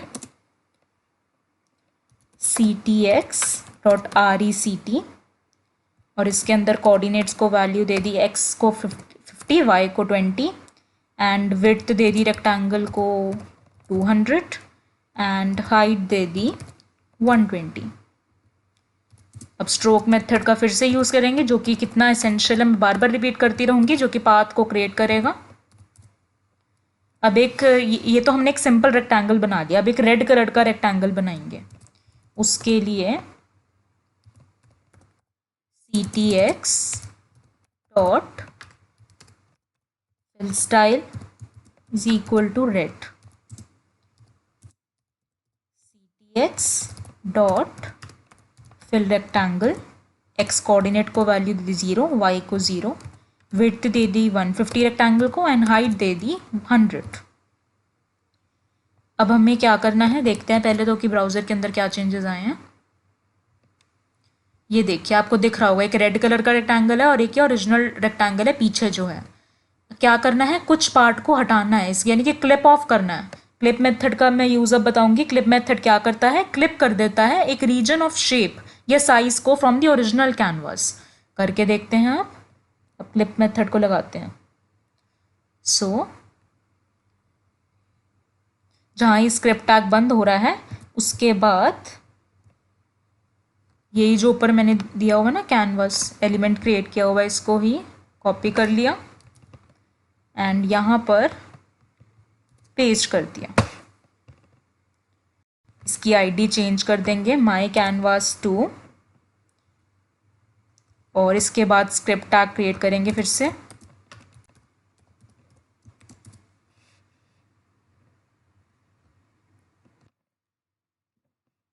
कॉपी करा, यहाँ पर पेस्ट कर दिया, बस आईडी के अंदर चेंज कर दिया माई कैनवास 2, बाकी सब तो सेम ही रहेगा। अब एक रेक्टेंगुलर एरिया हमें क्लिप करना है, उसके लिए पहले ctx.rect का यूज़ करा और इसके अंदर वही कोऑर्डिनेट जो हमने ऊपर दिए हुए हैं वही यहाँ पर देंगे।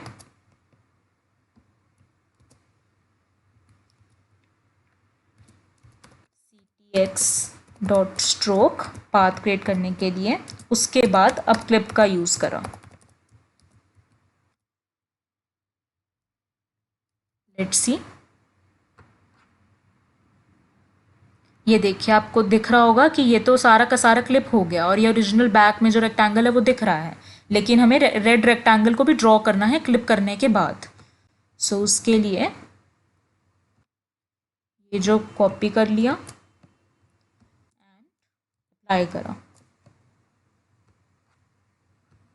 ये देखिए जो भी एक्स्ट्रा फ्लो हो रहा था ना रेक्टेंगल इस रीजन के बाहर, इस रेक्टेंगल के बाहर, वो सारा क्लिप हो गया। ये देखिए और अब आपको चेंज दिख रहा होगा।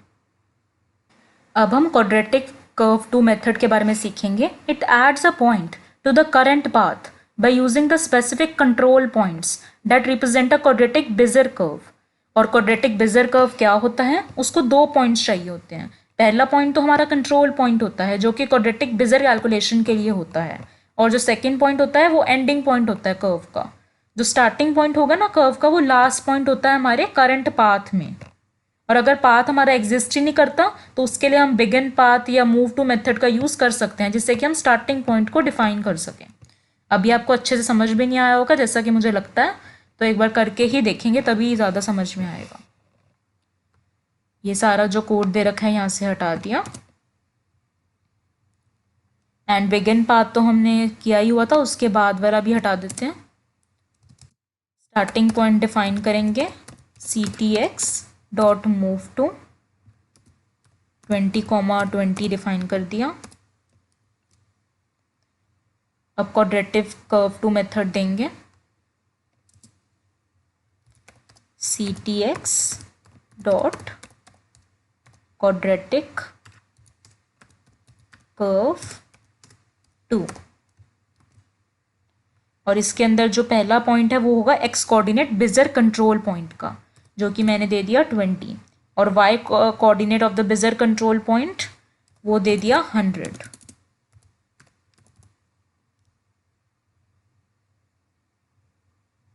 एंड इसके बाद जो हमारे एक्स और वाई कोऑर्डिनेट होंगे एंडिंग पॉइंट्स के, वो देंगे 200 दे दिया एंडिंग पॉइंट एक्स का, और वाई का एंडिंग पॉइंट दे दिया 20। अब स्ट्रोक का यूज़ करेंगे।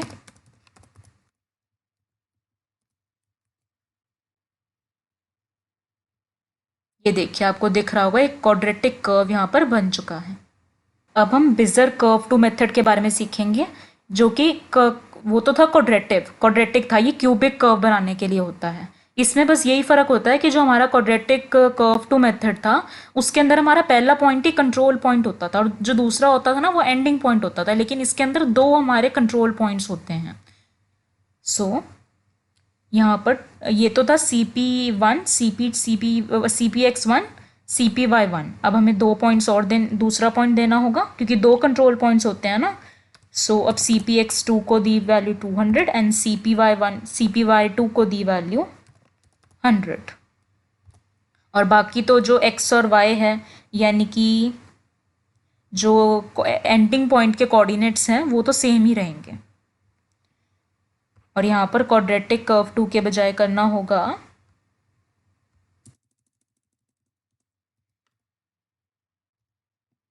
बेजियर कर्व 2, और मूव 2 यानी कि जो स्टार्टिंग पॉइंट है वो तो सेम ही रहेगा।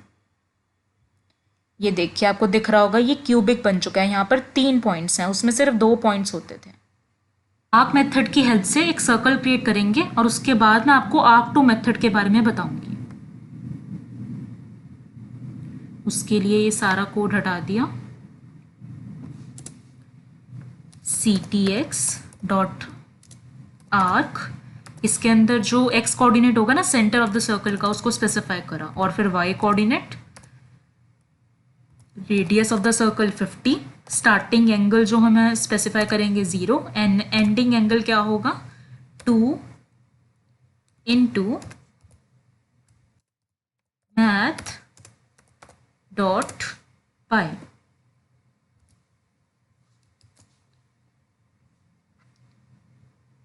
ये देखिए एक सर्कल क्रिएट कर लिया है। अब इसके बाद आर्क टू मेथड के बारे में सीखते हैं। आर्क टू मेथड क्या करेगा, वो एक आर्क या कर्व क्रिएट करता है between any two tangents on the canvas.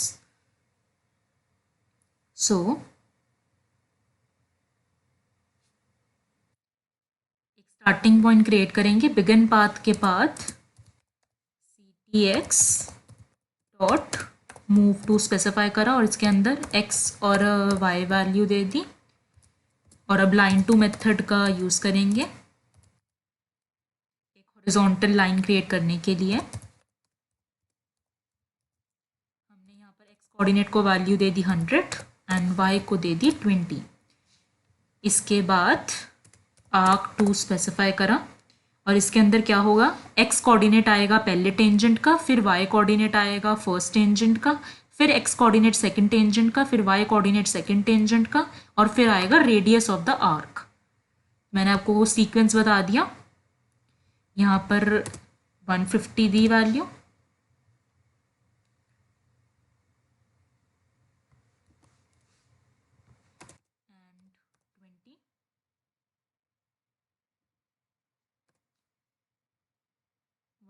दे दी सेकंड x कोऑर्डिनेट जो सेकंड टेंजेंट का होगा, y कोऑर्डिनेट जो सेकंड टेंजेंट का होगा वो 70,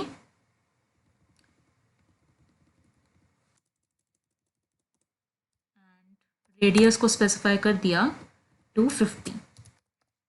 ctx डॉट लाइन 2 के अंदर स्पेसिफाई कर दिया, यानी कि अब हम क्या कर रहे हैं, अब ड्रॉ कर रहे हैं हम फाइनली,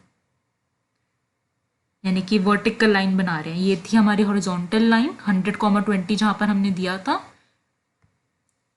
और अब वर्टिकल लाइन के लिए x कोऑर्डिनेट को वैल्यू दे दी 150, y को दे दी 120।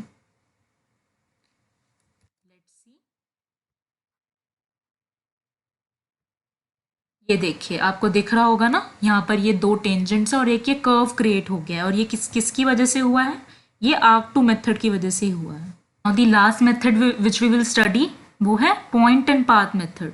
इस point and path method जो कि रिटर्न करता है ट्रू, अगर हमारा आपने एक पाथ क्रिएट करा और उसके अंदर वो पॉइंट्स है तभी वो रिटर्न करेगा ट्रू, अगर वो पॉइंट एग्जिस्ट नहीं करता उस पाथ के अंदर तो वो फॉल्स रिटर्न करेगा।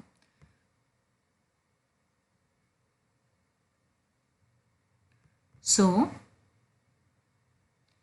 यहाँ से सारा कोड फिलहाल के लिए हटा दिया, और एक रेक्टेंगल क्रिएट कर लेंगे ctx dot rectangle, x coordinate को वैल्यू दे दी 20, y को दे दी 20, विड्थ दे दी 150 रेक्टेंगल को, और हाइट दे दी 100। अब इसके बाद इफ के अंदर ctx जहाँ पर हमने ऑब्जेक्ट क्रिएट किया हुआ है, आप देख ही सकते हैं कैनवस का, डॉट इस point in path, x coordinate को वैल्यू दे दी 20, y को दे दी 50, और अब ctx डॉट स्ट्रोक का यूज़ करा। Let's see what happens. ये देखिए एक रेक्टेंगल यहाँ पर क्रिएट हो गया है। अब आपने एक चीज़ देखी होगी कि ये रेक्टेंगल आखिर क्रिएट क्यों हुआ है। ये क्रिएट इसलिए हुआ क्योंकि ये जो पॉइंट था ना 20,50 ये एग्जिस्ट करता था इस पाथ के अंदर, जो हमने पाथ ऊपर दिया हुआ है। अब मैं फॉर एग्जांपल अगर यहाँ पर y कोऑर्डिनेट को कर दूँ 300, देन लेट्स सी, ये देखिए रेक्टेंगल दिख ही नहीं रहा क्योंकि ये पॉइंट ही एग्जिस्ट नहीं करता, तो इसीलिए ctx डॉट स्ट्रोक जो इफ के अंदर हमने यहाँ पर दे रखी है वैल्यू, इस कंडीशन के अंदर वो हुआ ही नहीं, ये चला ही नहीं। और अगर मैं यहाँ पर कर दूँ 50 के बजाय 300 के बजाय 100, ये देखिए फिर से रेक्टेंगल क्रिएट हो गया। हम एक्स कोऑर्डिनेट को भी चेंज करके देख सकते हैं, जैसे कि मैंने 40 कर दिया। ये अभी भी रेक्टेंगल क्रिएट हो रहा है क्योंकि ये सारे पॉइंट्स इस पाथ के अंदर एग्जिस्ट करते हैं। सो thank you guys, hope so आज आप अच्छे से पाथ के अंदर जो हमने डिफरेंट प्रॉपर्टीज एंड मेथड सीखी हैं वो आप समझ पाए। Guys, welcome to coding Gyan. Today we will be learning about different canvas transformation properties and methods. So let's start. Hey guys, welcome to Coding Gyan. Today we will be learning about different canvas transformation properties and methods. So let's start. Transforms का पहला method जो अब हम study करेंगे वो है scale method. Scale method scales the current drawing bigger और smaller. अभी मैंने एक कैनवास ऑलरेडी क्रिएट किया हुआ है, आप देख सकते हैं। ये देखिए, अब हम स्केल मेथड का यूज़ करके ड्राइंग क्रिएट करेंगे। एक स्ट्रोक्ड रेक्टेंगल क्रिएट करूंगी मैं।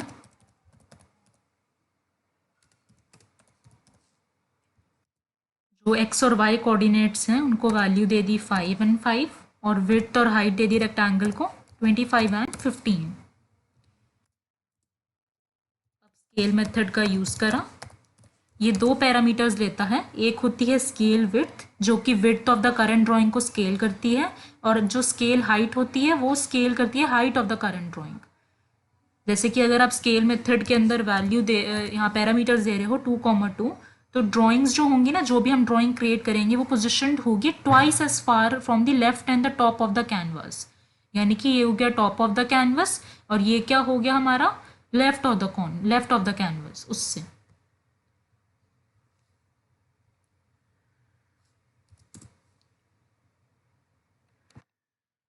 स्ट्रोक रेक्टेंगल मेथड अप्लाई करा, वो फिर से कर दिया स्केल के बाद। अब आपको दिख रहा होगा ना, ये क्या है हमारा लेफ्ट है और ये क्या है टॉप। तो जैसे कि मैंने आपको बताया था, जो पोजिशनिंग होती है अगर हम 2,2 दे रहे हैं तो वो ट्वाइस होगी, क्योंकि मैंने क्या करा है यहाँ पर स्केल मेथड के अंदर 2,2 दिया है, यानी कि विड्थ और हाइट 2,2 दी है। तो यहाँ पर आपको दिख रहा होगा कि यहाँ पर जो पोजिशनिंग हुई है वो ट्वाइस हुई है as far from the left and the top of the canvas. एक और एग्जाम्पल करके देखते हैं। स्केल मेथड को मैंने फिर से यहाँ पर अप्लाई करा,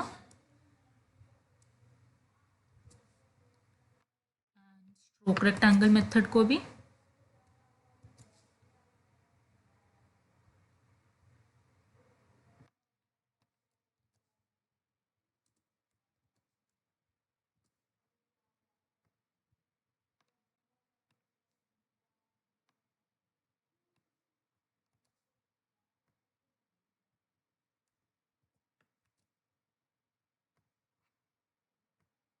ये देखिए, अब आपको दिख रहा होगा। Now we will study the rotate method. Rotate method क्या करता है, जो भी हमारी ड्राइंग होती है उसे वो रोटेट कर देता है। सो यहाँ से ये सारा कोड हटा दिया और ctx डॉट रोटेट मेथड दिया। इसके अंदर हम एंगल स्पेसिफाई करेंगे जिससे हम ड्राइंग को रोटेट करना चाहते हैं, जो कि रेडियंस में होगा। और रेडियंस में कन्वर्ट करने के लिए हमें क्या करना होगा, उसे math into pi divide by 180 करना होगा। सो 20 into math dot pi divide by 180। अब रेक्टेंगल क्रिएट कर लेंगे क्योंकि उसी को तो हमें रोटेट करना है। एक्स कोऑर्डिनेट को वैल्यू दी 50, वाई को 20, विड्थ दे दी रेक्टेंगल को 100 एंड हाइट दे दी 50। ये देखिए बाय 20 डिग्री ये रोटेट हो गया है। अब हम 20 डिग्री नहीं, सॉरी, जो हमारे रेडियंस में कन्वर्ट करके एंगल आया उससे। अब यहाँ पर मैं जैसे कि 50 मल्टीप्लाई कर लूँगी। ये देखिए, अब आपको दिख रहा होगा कैसे यहाँ पर हमें रोटेशन दिख रही है। दी ट्रांसलेट मेथड। ट्रांसलेट का मतलब क्या होता है, अगर आपने CSS के ट्यूटोरियल्स चैनल पर देखे होंगे तो वहाँ पर आपने देखा होगा ट्रांसलेट का मतलब ये होता है कि किसी भी ऑब्जेक्ट या किसी भी ड्राइंग को हम उसके करंट पोजीशन से चेंज करना चाहते हैं, एक्स और वाई यानी कि हॉरिजॉन्टल और वर्टिकल पोजीशन में। उसकी पोजीशन को आपको चेंज करना है, तो उसका मतलब होता है ट्रांसलेट करना। सो यहाँ से रोटेट मेथड हटा दिया और फिल रेक्टेंगल के अंदर एक्स कोऑर्डिनेट को वैल्यू दे दी 10, वाई को भी दे दी 10, और विड्थ और हाइट जो है वो रेक्टेंगल की सेम रखी। अब ट्रांसलेट मेथड अप्लाई करा एंड इसके अंदर हमें कितनी पोजीशन से अपने एलिमेंट को ट्रांसलेट करना है, यानी कि हॉरिजॉन्टल और वर्टिकल डायरेक्शन में हमें कितना ट्रांसलेट करना है। सो एक्स को वैल्यू दे दी y और y कोऑर्डिनेट को भी, x को दी 70 और y को दी 70। इसके बाद फिर से फिल रेक्टेंगल मेथड का हम यूज़ करेंगे एंड नाउ लेट्स सी। ये देखिए अब आपको दिख रहा होगा, अगर मैं यहाँ पर ट्रांसलेट मेथड हटा देती हूँ, ये देखिए मुझे एक ही रेक्टेंगल दिखेगा अभी, लेकिन अब जैसे ही मैंने ट्रांसलेट मेथड फिर से लगा दिया तो ये ओरिजिनल पोजीशन रेक्टेंगल की ये थी, और डिस्प्लेस होने के बाद अब ये यहाँ पर आ गया। जैसे कि कोऑर्डिनेट्स को हम चेंज भी करके देख सकते हैं। मैंने x को x को वैल्यू दे दी 40। ये देखिए अब ये किस डायरेक्शन में डिस्प्लेस हुआ। यही मैं y को चेंज कर दूँ 40, इतना ज़्यादा फर्क नहीं आया अभी। सो गेट कंटेक्स्ट मेथड की हेल्प से हम हमेशा एक ऑब्जेक्ट क्रिएट करते हैं, और जो भी कैनवस पर हम ऑब्जेक्ट क्रिएट करते हैं उसका एक करंट ट्रांसफॉर्मेशन मैट्रिक्स होता है। जो ट्रांसफॉर्म मेथड होता है वो उस ऑब्जेक्ट के करंट ट्रांसफॉर्मेशन मैट्रिक्स को रिप्लेस कर देता है, या हम दूसरे शब्दों में बोलें the transform method let's you scale, rotate, move and skew the current context, यानी कि जो करंट ऑब्जेक्ट है उसको हम स्केल कर सकते हैं, रोटेट कर सकते हैं, मूव कर सकते हैं या स्क्यू कर सकते हैं ट्रांसफॉर्म मेथड की हेल्प से। अब क्रिएट करना सीखेंगे, मतलब उसका यूज़ करना सीखेंगे। यहाँ से ये सारा कोड हटाया, ctx डॉट फिल स्टाइल को वैल्यू दे दी येलो कलर। इसके बाद एक रेक्टेंगल क्रिएट कर लेंगे, x कोऑर्डिनेट को वैल्यू दे दी 0, y को भी 0, एंड विड्थ दे दी रेक्टेंगल को 250 एंड हाइट दे दी 100। अब ट्रांसफॉर्म मेथड को अप्लाई करेंगे। ट्रांसफॉर्म मेथड 6 पैरामीटर्स लेगा। सबसे पहला होता है हॉरिजॉन्टल स्केलिंग, यानी कि x एक्सिस से, और मैंने दे दी वैल्यू 1, और फिर होता है स्क्यूइंग। यहाँ पर 0.5 वैल्यू दे दी मैंने। जो नेक्स्ट पैरामीटर होता है वो होता है vertical skewing, -0.5, and the next one vertical scaling, यानी कि y डायरेक्शन में हमें स्केलिंग करनी है, 1 दे दी वैल्यू। उसके बाद हॉरिजॉन्टल हमें मूव करवाना है एलिमेंट को 30, एंड वर्टिकली अगर मूव करवाना है तो 10। इसके बाद फिल स्टाइल मेथड फिर से यूज़ करेंगे, यहाँ पर कलर दे दिया रेड, एंड रेक्टेंगल फिल जो हमने ऊपर अप्लाई करा हुआ वही मेथड फिर से नीचे अप्लाई करा। फिर से ट्रांसफॉर्म करेंगे अब,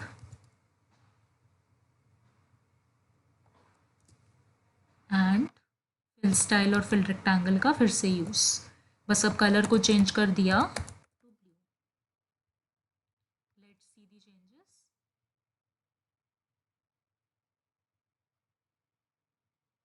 अब आपको अच्छे से यहाँ पर दिख रहा होगा कि कैसे ये जो चारों में जो ट्रांसफॉर्म के अंदर जो 4 पैरामीटर्स होते हैं, रोटेट करना, स्क्यू करना, एलिमेंट को मूव करना, वो कैसे यहाँ पर वर्क कर रहा है। लास्ट मेथड जो आप पढ़ेंगे वो है सेट ट्रांसफॉर्म मेथड।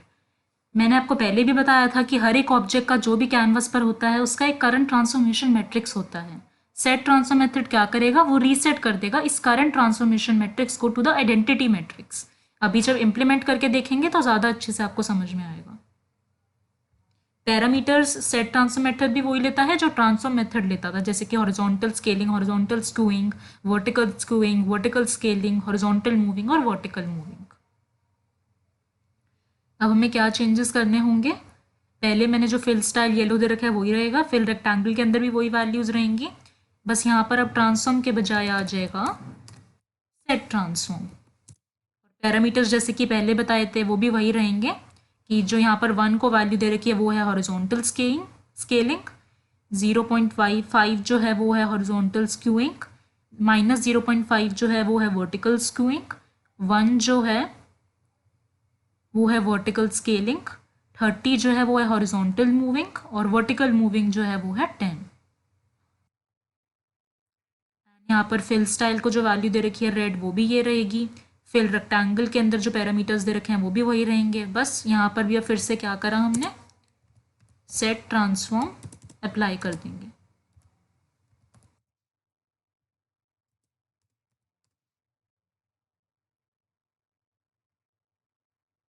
बस बाकी सब अब सेम रहेगा। Let's see the changes. ये देखिए अब आपको दिख रहा होगा कि जो रेड रेक्टेंगल था वो पीछे क्या हुआ, वो तो छुप गया है इस ब्लू रेक्टेंगल के पीछे। सिर्फ अब हमें 2 रेक्टेंगल्स दिख रहे हैं। वो इसलिए दिख रहे हैं क्योंकि सेट ट्रांसफॉर्म मेथड ने क्या करा, जैसे कि मैंने पहले भी बताया, वो रीसेट कर देगा जो भी हमने पहले ट्रांसफॉर्मेशन मैट्रिक्स क्रिएट किया है उसको।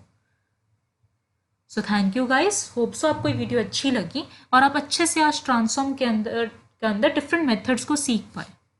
सो प्लीज़ वीडियो को लाइक करना, शेयर करना और चैनल को ज़रूर सब्सक्राइब करना। Hey guys, welcome to coding ज्ञान।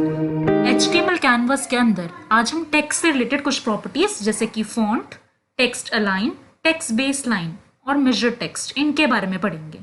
चलिए स्टार्ट करते हैं। The first property of text which we will study is font property. Font property sets or returns the current font properties for text content on the canvas। और जो font property है वो वही syntax use करती है जैसे कि CSS के अंदर जो font property थी वो यूज़ करती थी। उसके लिए आप CSS के रिलेटेड जितनी भी वीडियोज़ हैं चैनल पर डली हुई हैं आप वो रेफ़र कर सकते हो। प्रॉपर्टी वैल्यूज़ कुछ ऐसे होती हैं जैसे कि font style, normal, italic, oblique, जैसे कि CSS में होता था। फॉन्ट वेरिएंट, नॉर्मल या small caps, font style, normal, italic, oblique, या font weight, normal, 300, 400, font size जैसे कि जो, या फॉन्ट लाइन हाइट भी आप कह सकते हो जो कि हम पिक्सल्स में देते हैं, या font family, caption, icon, menu, काफ़ी सारी प्रॉपर्टी वैल्यूज़ होती हैं। सो सबसे पहले मैं आपको दिखाती हूँ, ये कैनवास क्रिएट ऑलरेडी कर रखा है। अब इसके ऊपर टेक्स्ट को डिस्प्ले करवाएंगे और फिर फॉन्ट प्रॉपर्टी का यूज़ करेंगे। फिल टेक्स्ट मेथड का यूज़ करेंगे जहाँ पर हमने ऑब्जेक्ट क्रिएट किया हुआ है कैनवास का, उसके बाद ctx डॉट फिल टेक्स्ट और यहाँ जो टेक्स्ट देना है वो है हेलो गाइस। अब x और y कोऑर्डिनेट देंगे, x दे दिया मैंने 10 और y दे दिया 50। Let's see the changes. अभी आपको ये दिख रहा होगा कैसे दिख रहा है टेक्स्ट। अब इसमें फॉन्ट प्रॉपर्टी अप्लाई करेंगे, उसके लिए ctx.font। अब फॉन्ट साइज या लाइन हाइट दे दी 30 पिक्सल और फॉन्ट फैमिली स्पेसिफाई कर दी टू एरियल।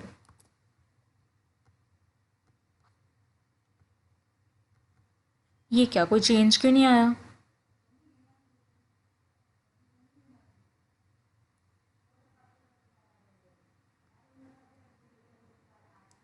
ऐसा करते हैं, फिल टेक्स्ट से पहले इसको अप्लाई करेंगे।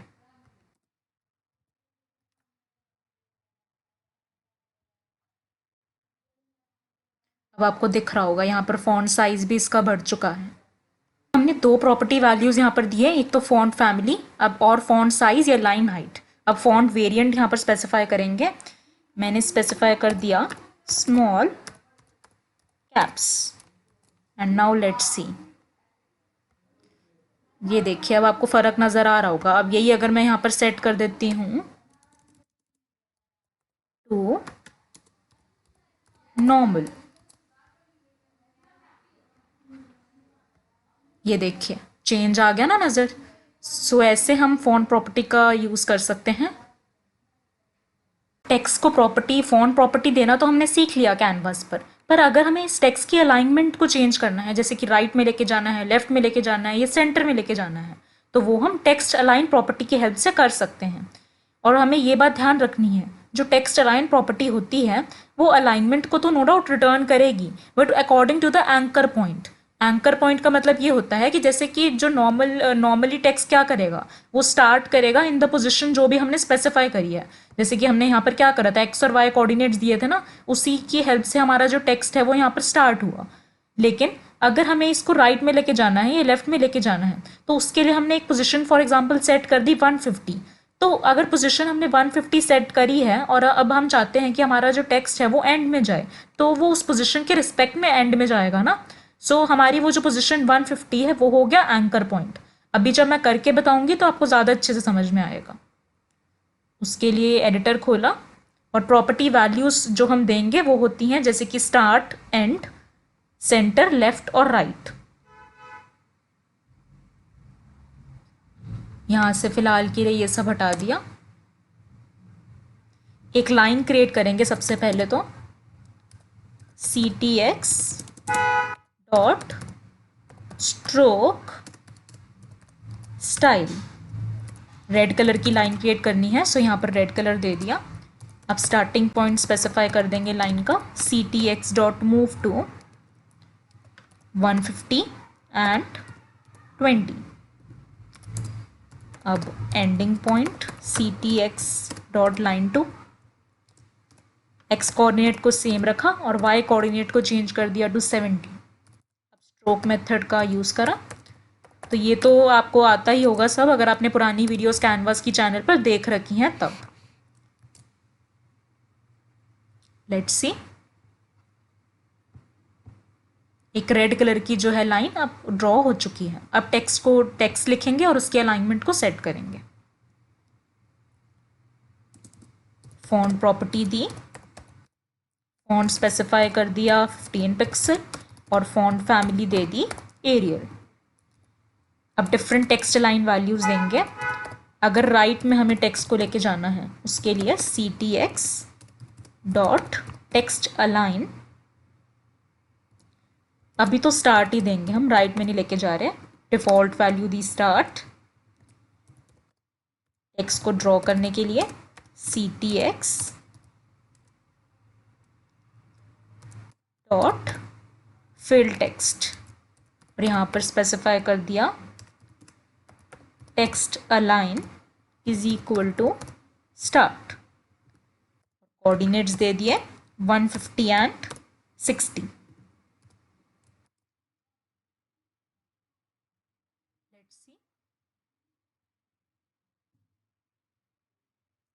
Text line is equal to start क्या था, ये तो हमारा टेक्स्ट था। और अब अभी आप देख सकते हैं कि ये कहाँ पर हमें शो हो रहा है।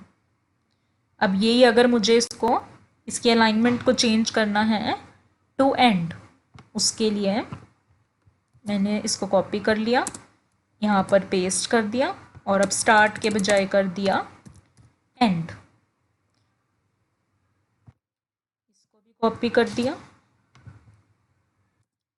यहाँ पेस्ट करा और अब जो टेक्स्ट हमें दिखाना है वो मैंने चेंज करा और 150 हमने सेम ही रखा। एक्स कोऑर्डिनेट ये हम एंकर पॉइंट बना देंगे जिसके अराउंड हम अलाइनमेंट को चेंज करेंगे टेक्स्ट की।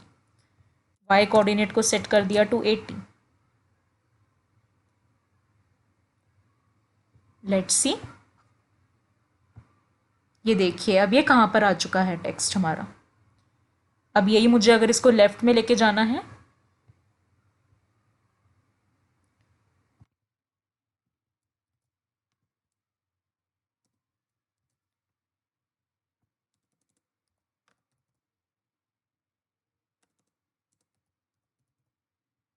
यहाँ पर वाई कोऑर्डिनेट को चेंज कर दिया 200।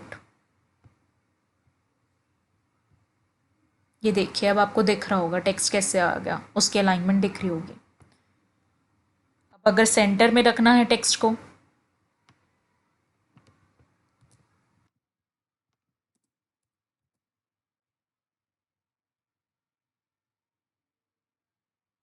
उसके लिए यहाँ पर लेफ्ट के बजाय कर दिया centre and coordinate Y coordinate को चेंज करा टू 120 और टेक्स्ट को भी चेंज कर दिया जो डिस्प्ले करवाएंगे। ये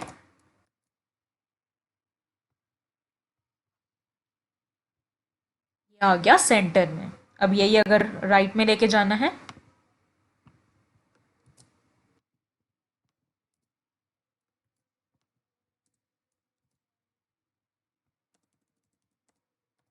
कर दिया राइट, वाई कोऑर्डिनेट को चेंज कर दिया टू 140। फर्क आ रहा है ना समझ में आपको? अब बाद में आपको फिर से याद दिलाऊंगी कि अगर हमने टेक्स्ट को अलाइन करा है राइट में और पोजीशन हमने टेक्स्ट की रखी है 150, इसका मतलब ये होता है कि जो टेक्स्ट है वो एंड करेगा इन पोजीशन 150, जैसे कि आपको यहाँ पर दिख भी रहा होगा। होप सो आपको अब ये टेक्स्ट अलाइन की प्रॉपर्टी समझ में आ गई। क्या करेंगे, यहाँ से फिलहाल के लिए ये सारा कोड हटा देंगे और मूव टू और लाइन टू के अंदर कोऑर्डिनेट्स को चेंज करेंगे। हमें एक बेस लाइन ड्रॉ करनी है, उसके लिए यहाँ पर x कोऑर्डिनेट को वैल्यू दे दी 5 और y कोऑर्डिनेट को दी 100 और लाइन 2 के अंदर x कोऑर्डिनेट को वैल्यू दे दी 395 एंड y कोऑर्डिनेट को वैल्यू दे दी 100। लेट्स सी, एक बेस लाइन आपको दिख रही होगी यहाँ पर ड्रॉ हुई हुई। तो अब हम टेक्स्ट बेसलाइन प्रॉपर्टी के बारे में पढ़ेंगे, जो कि क्या करेगी, सेट और return the current text baseline, जो कि हम यूज़ करेंगे जब हम टेक्स्ट को ड्रॉ कर रहे होंगे। और जो ये प्रॉपर्टी वैल्यूज़ लेती है वो होती हैं top, hanging, middle, ideographic, bottom और अल्फ़ाबेटिक। चलिए अब टेक्स्ट को भी ड्रॉ कर लेंगे। यहाँ पर फॉन्ट साइज को चेंज करा टू 20 पिक्सल।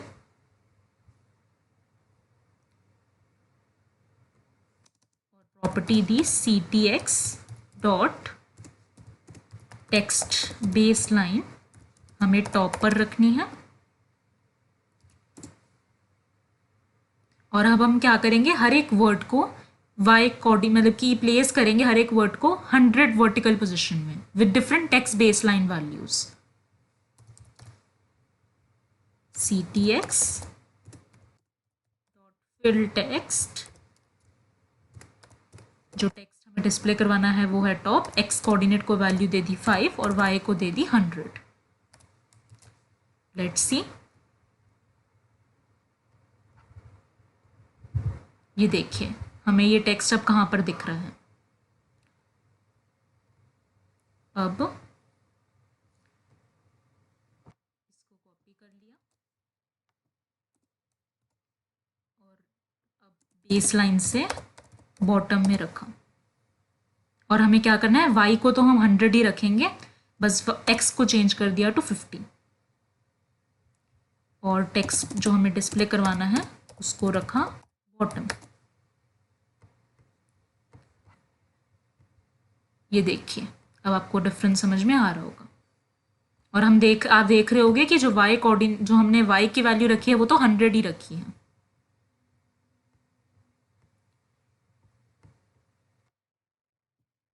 इसको कॉपी करा और यहाँ पर चेंज कर दिया टू मिडिल।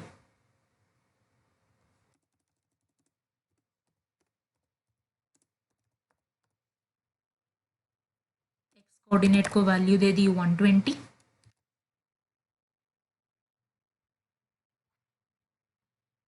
ये देखिए अब ये मिडिल में आ गया है बेस लाइन के रिस्पेक्ट में।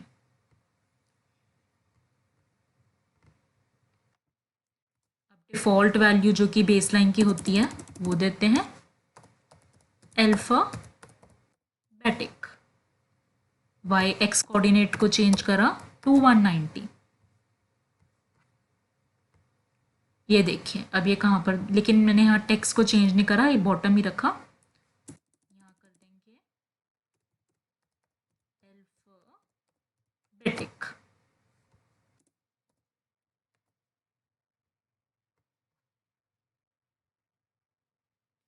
अब वैल्यू देंगे हैंगिंग।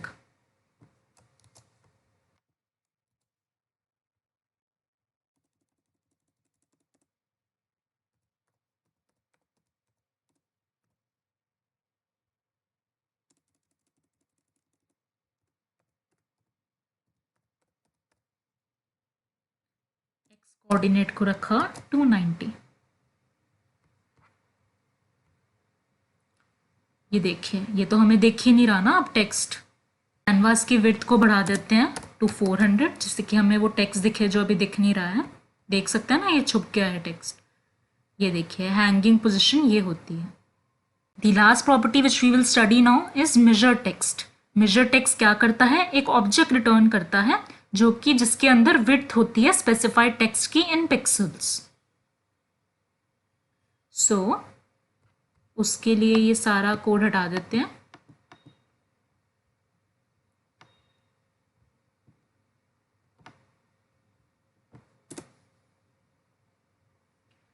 एंड यहाँ पर फॉन्ट साइज को चेंज कर दिया टू 30 पिक्सल।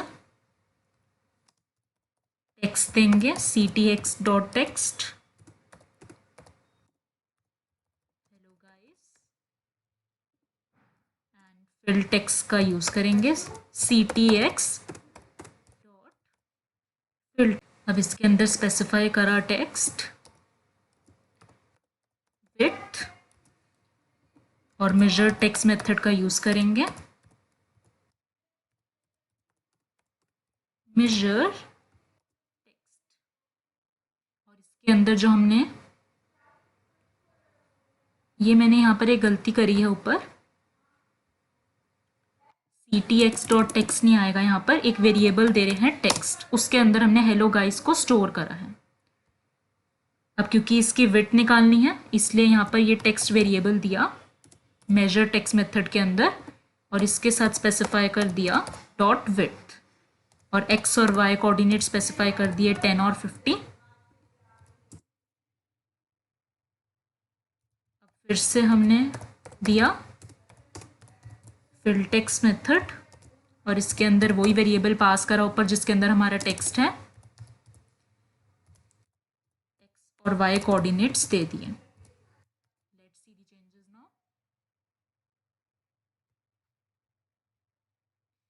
ये लाइन इसलिए ड्रॉ हुई हुई आ रही है, इसको हटा देते हैं, अभी इसकी कोई ज़रूरत नहीं है क्योंकि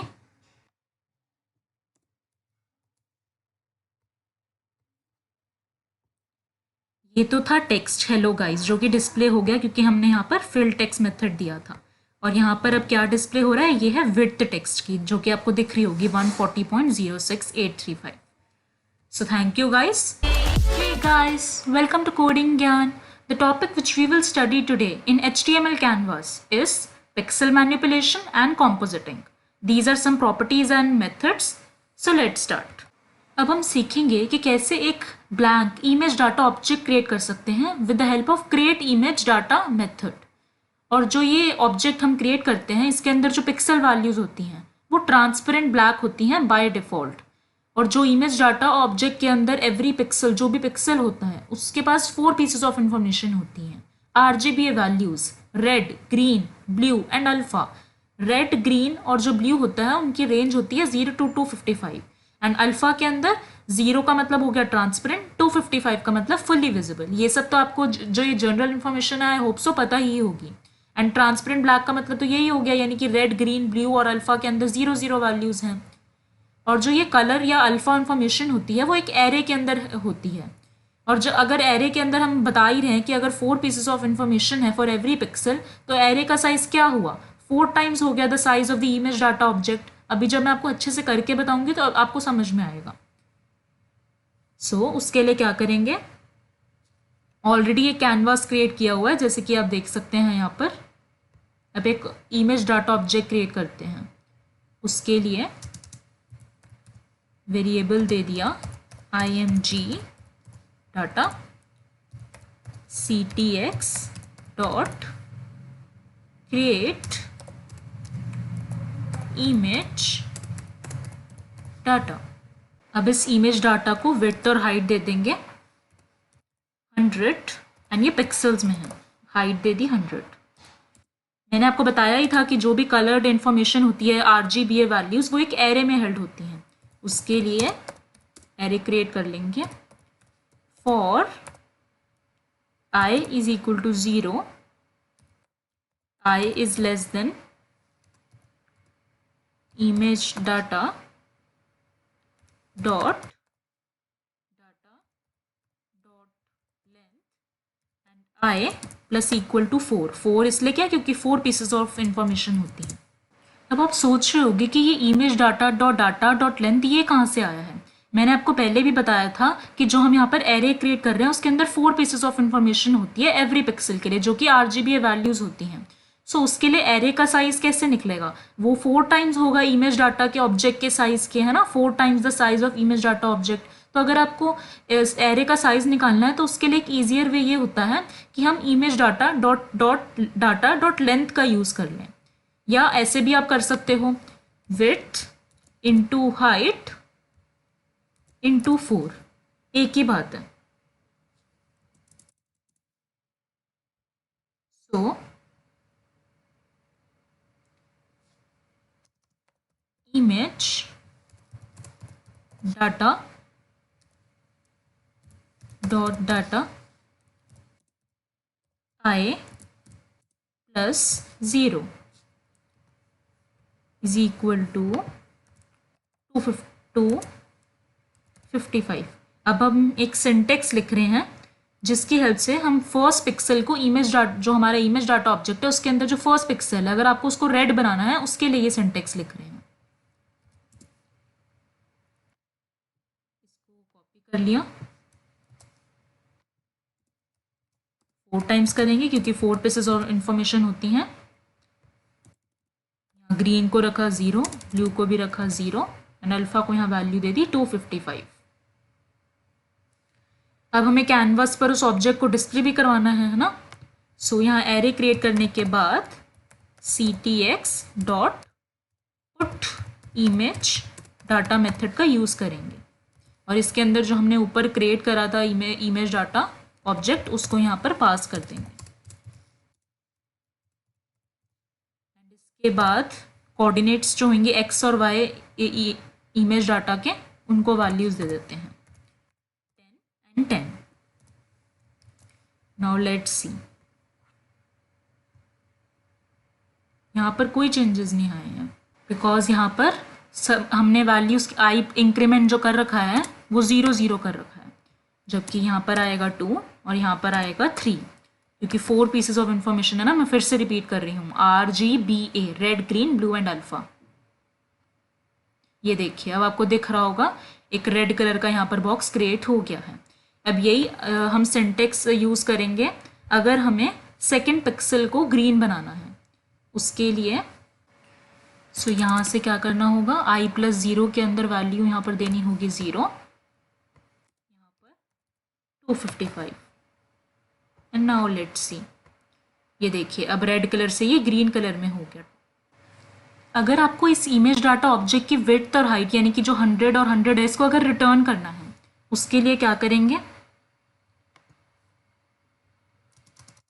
यहाँ पर एक अलर्ट दिया and width of image data इस मेथड का यूज करेंगे image data dot width and now let's see. ये देखिए आपको दिख रहा होगा ना एक पॉपअप बॉक्स आ गया जहाँ पर आ रहा है width of image data is 100। और सिमिलरली अगर आपको हाइट को रिटर्न करना है उसके लिए बस यहाँ पर हाइट करना होगा एंड यहाँ पर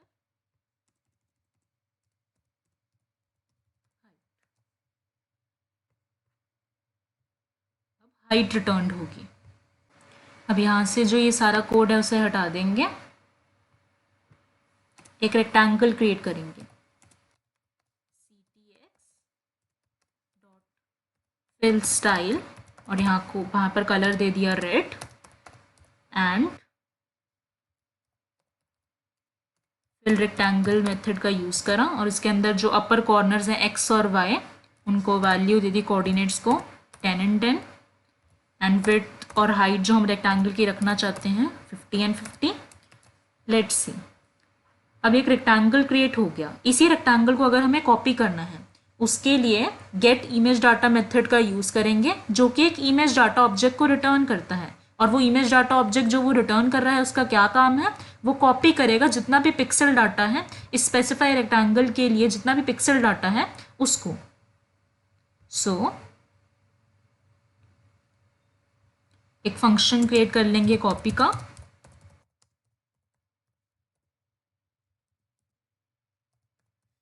वेरिएबल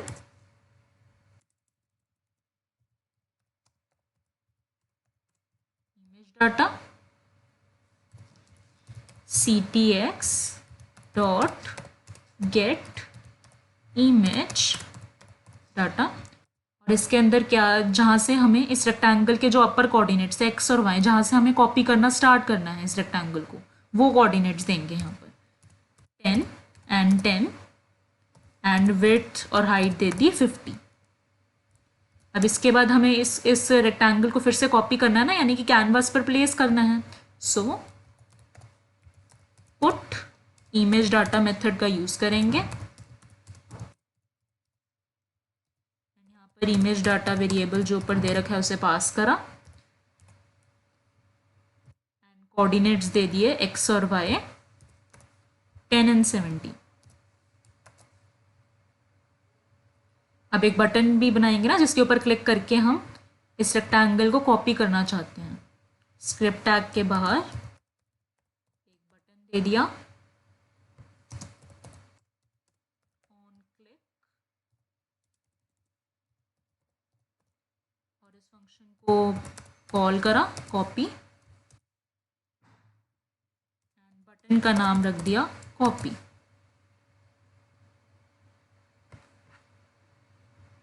लेट्स सी, अब जैसे इस कॉपी पर मैं क्लिक करती हूँ तो एक और रेक्टेंगल क्रिएट हो गया है ना। ये एक तरीका था कि कैसे हम गेट इमेज डाटा मेथड का यूज़ करके कॉपी कर सकते हैं इस रेक्टेंगल को।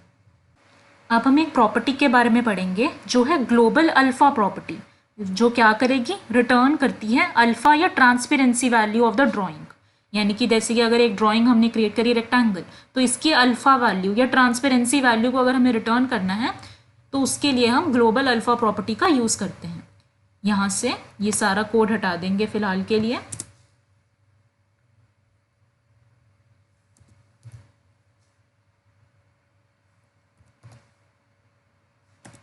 स्क्रिप्ट टैग तो बंद करना होगा ना।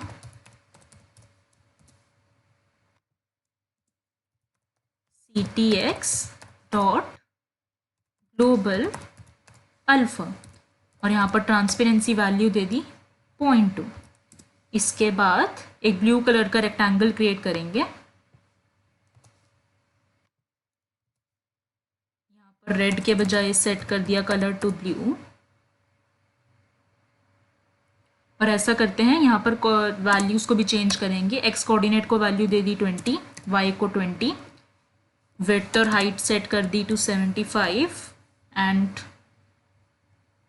यहाँ पर भी क्या करा, एक्स कोऑर्डिनेट को सेट कर दिया टू 50, वाई कोऑर्डिनेट को सेट कर दिया टू 50, विड्थ को सेट कर दिया टू 75 एंड हाइट को रखा 50। इसी को कॉपी करा और अब कलर को सेट कर दिया to green. X coordinate set करा 80, वाई कोऑर्डिनेट 80 एंड विड्थ और हाइट तो रेक्टेंगल की हम वही रखेंगे। नाउ लेट्स सी, आप देख सकते हैं यहाँ पर दो ट्रांसपेरेंट ऑब्जेक्ट्स जो हैं यहाँ पर क्रिएट हो गए। हमें ये बात ध्यान रखनी है कि जो भी हम ग्लोबल अल्फा प्रॉपर्टी को वैल्यू दे रहे हैं, यानी कि जो भी नंबर हम यहाँ पर दे रहे हैं उसकी रेंज 0.0 से लेकर 1.0 के बीच में होनी चाहिए। 0.0 का मतलब फुली ट्रांसपेरेंट एंड 1.0 का मतलब नो ट्रांसपेरेंसी। जैसे कि अगर मैं यहाँ पर सेट कर दूँ टू 1.0, अब क्या हुआ, यहाँ ट्रांसपेरेंट नहीं दिख रहे ना, यानी कि जैसे कि ब्लू कलर यहाँ पर दिया था रेक्टेंगल को और ग्रीन कलर, तो वही रेक्टेंगल्स क्रिएट हो गए हैं। अब फिर से ट्रांसपेरेंसी को सेट करने के लिए जैसे कि 0.5 यहाँ पर दे दिया, तो अब ट्रांसपेरेंट क्रिएट हो गए। होप सो आप ग्लोबल अल्फा प्रॉपर्टी समझ पाए। लास्ट प्रॉपर्टी जो आप पढ़ेंगे वो है ग्लोबल कॉम्पोजिट ऑपरेशन प्रॉपर्टी। वो क्या करती है, वो रिटर्न करती है कि कैसे अगर हमने ऑलरेडी एक इमेज या ऑब्जेक्ट को हमने कैनवास पर क्रिएट किया हुआ है, उसके बाद हम कोई न्यू ऑब्जेक्ट या इमेज क्रिएट कर रहे हैं और हम कैसे एग्जिस्टिंग इमेज या ऑब्जेक्ट पर उसे प्लेस करेंगे, वो ये प्रॉपर्टी रिटर्न करती है।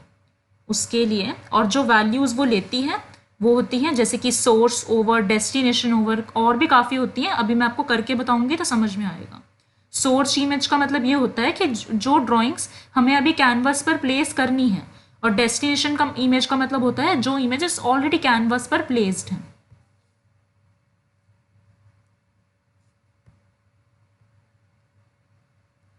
यहाँ से ग्लोबल अल्फा प्रॉपर्टी हटाई,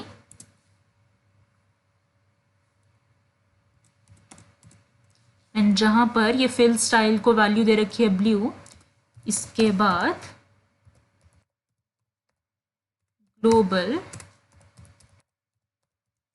कॉम्पोजिट ऑपरेशन प्रॉपर्टी का यूज करा एंड इसको वैल्यू दे दी सोर्स ओवर। इसका मतलब है कि सोर्स को डेस्टिनेशन इमेज पर प्लेस करना।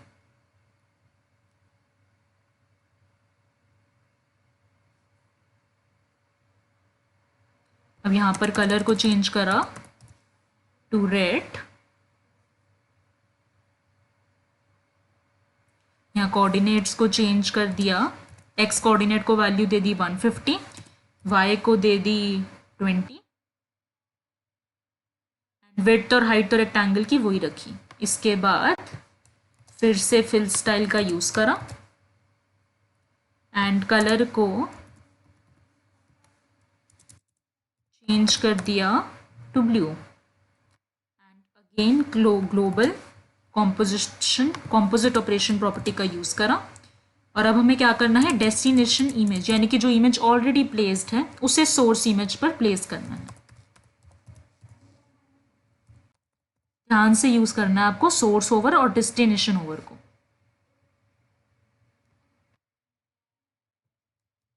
फिर रेक्टेंगल का यूज करा, एक्स कोऑर्डिनेट को सेट कर दिया टू 180, वाई कोऑर्डिनेट को सेट करा टू 50, विड्थ और हाइट रेक्टेंगल की वही रखी। Let's see the changes. अब यहां पर आपको फर्क समझ में आ रहा होगा। सबसे पहले हमने क्या करा था, एक रेड कलर का रेक्टेंगल क्रिएट करा था, उसके बाद ब्लू कलर का रेक्टेंगल क्रिएट करा और फिर हमने यूज करा ग्लोबल कॉम्पोजिट ऑपरेशन और उसके अंदर सोर्स ओवर का यूज करा, सोर्स ओवर वैल्यू का, यानी कि सोर्स इमेज। सोर्स इमेज में आपको फिर से बताऊंगी क्या होती है, जो इमेज हम बाद में क्रिएट कर रहे हैं उसे एग्जिस्टिंग इमेज के ऊपर प्लेस करना। और उस डेस्टिनेशन ओवर इमेज का मतलब ये होता है, डेस्टिनेशन ओवर प्रॉपर्टी का मतलब ये होता है कि हम डेस्टिनेशन इमेज को सोर्स इमेज पर प्लेस कर रहे हैं। और अब यहाँ पर क्या करा था, रेड कलर का रेक्टेंगल क्रिएट करा था, फिर ब्लू कलर का क्रिएट करा और डेस्टिनेशन ओवर वैल्यू का यूज करा। सो अब यहाँ पर क्या हुआ, ब्लू कलर का जो रेक्टेंगल है उसके ऊपर रेड कलर का जो रेक्टेंगल है वो प्लेस्ड हो गया। यानी कि एग्जिस्टिंग रेक्टेंगल क्या था, रेड रेक्टेंगल, और जो हमने बाद में बनाया वो था ब्लू रेक्टेंगल। तो रेड कलर का जो रेक्टेंगल जो कि ऑलरेडी एग्जिस्टिंग था वो ब्लू कलर के रेक्टेंगल पर प्लेस हो गया। क्योंकि मैं फिर से रिपीट कर रही हूँ, डेस्टिनेशन ओवर का मतलब डेस्टिनेशन इमेज, यानी कि जो ऑलरेडी एग्जिस्टिंग इमेज है वो बाद वाली इमेज के ऊपर प्लेस हो जाएगी। और सोर्स ओवर का मतलब क्या होता है, जो हमने बाद में बनाई है, यानी कि ब्लू इमेज, हम ब्लू कलर का जो रेक्टेंगल था हमने बाद में क्रिएट करा था, आप देख सकते हैं। और जैसे ही सोर्स ओवर हमने यहाँ वैल्यू दी तो उसके बाद जो बाद में रेक्टेंगल क्रिएट करा ब्लू कलर का वो रेड कलर के ऊपर यहाँ प्लेस्ड हो गया। सो आज हमने पिक्सल मैनिपुलेशन, कैसे हम इमेजेस की पिक्सल को मैनिपुलेट कर सकते हैं वो सीखा। और कॉम्पोजिटिंग के अंदर दो प्रॉपर्टीज सीखी, एक तो ग्लोबल अल्फा प्रॉपर्टी जिसकी हेल्प से हम ट्रांसपेरेंसी या अल्फा वैल्यू रिटर्न करते हैं, और एक आप देख सकते हैं कौन सी, ग्लोबल कॉम्पोजिट ऑपरेशन प्रॉपर्टी सीखी। सो होप सो आपको ये सब कुछ समझ में आ गया। सो थैंक यू। प्लीज़ वीडियो को लाइक करना, शेयर करना और चैनल को ज़रूर सब्सक्राइब करना।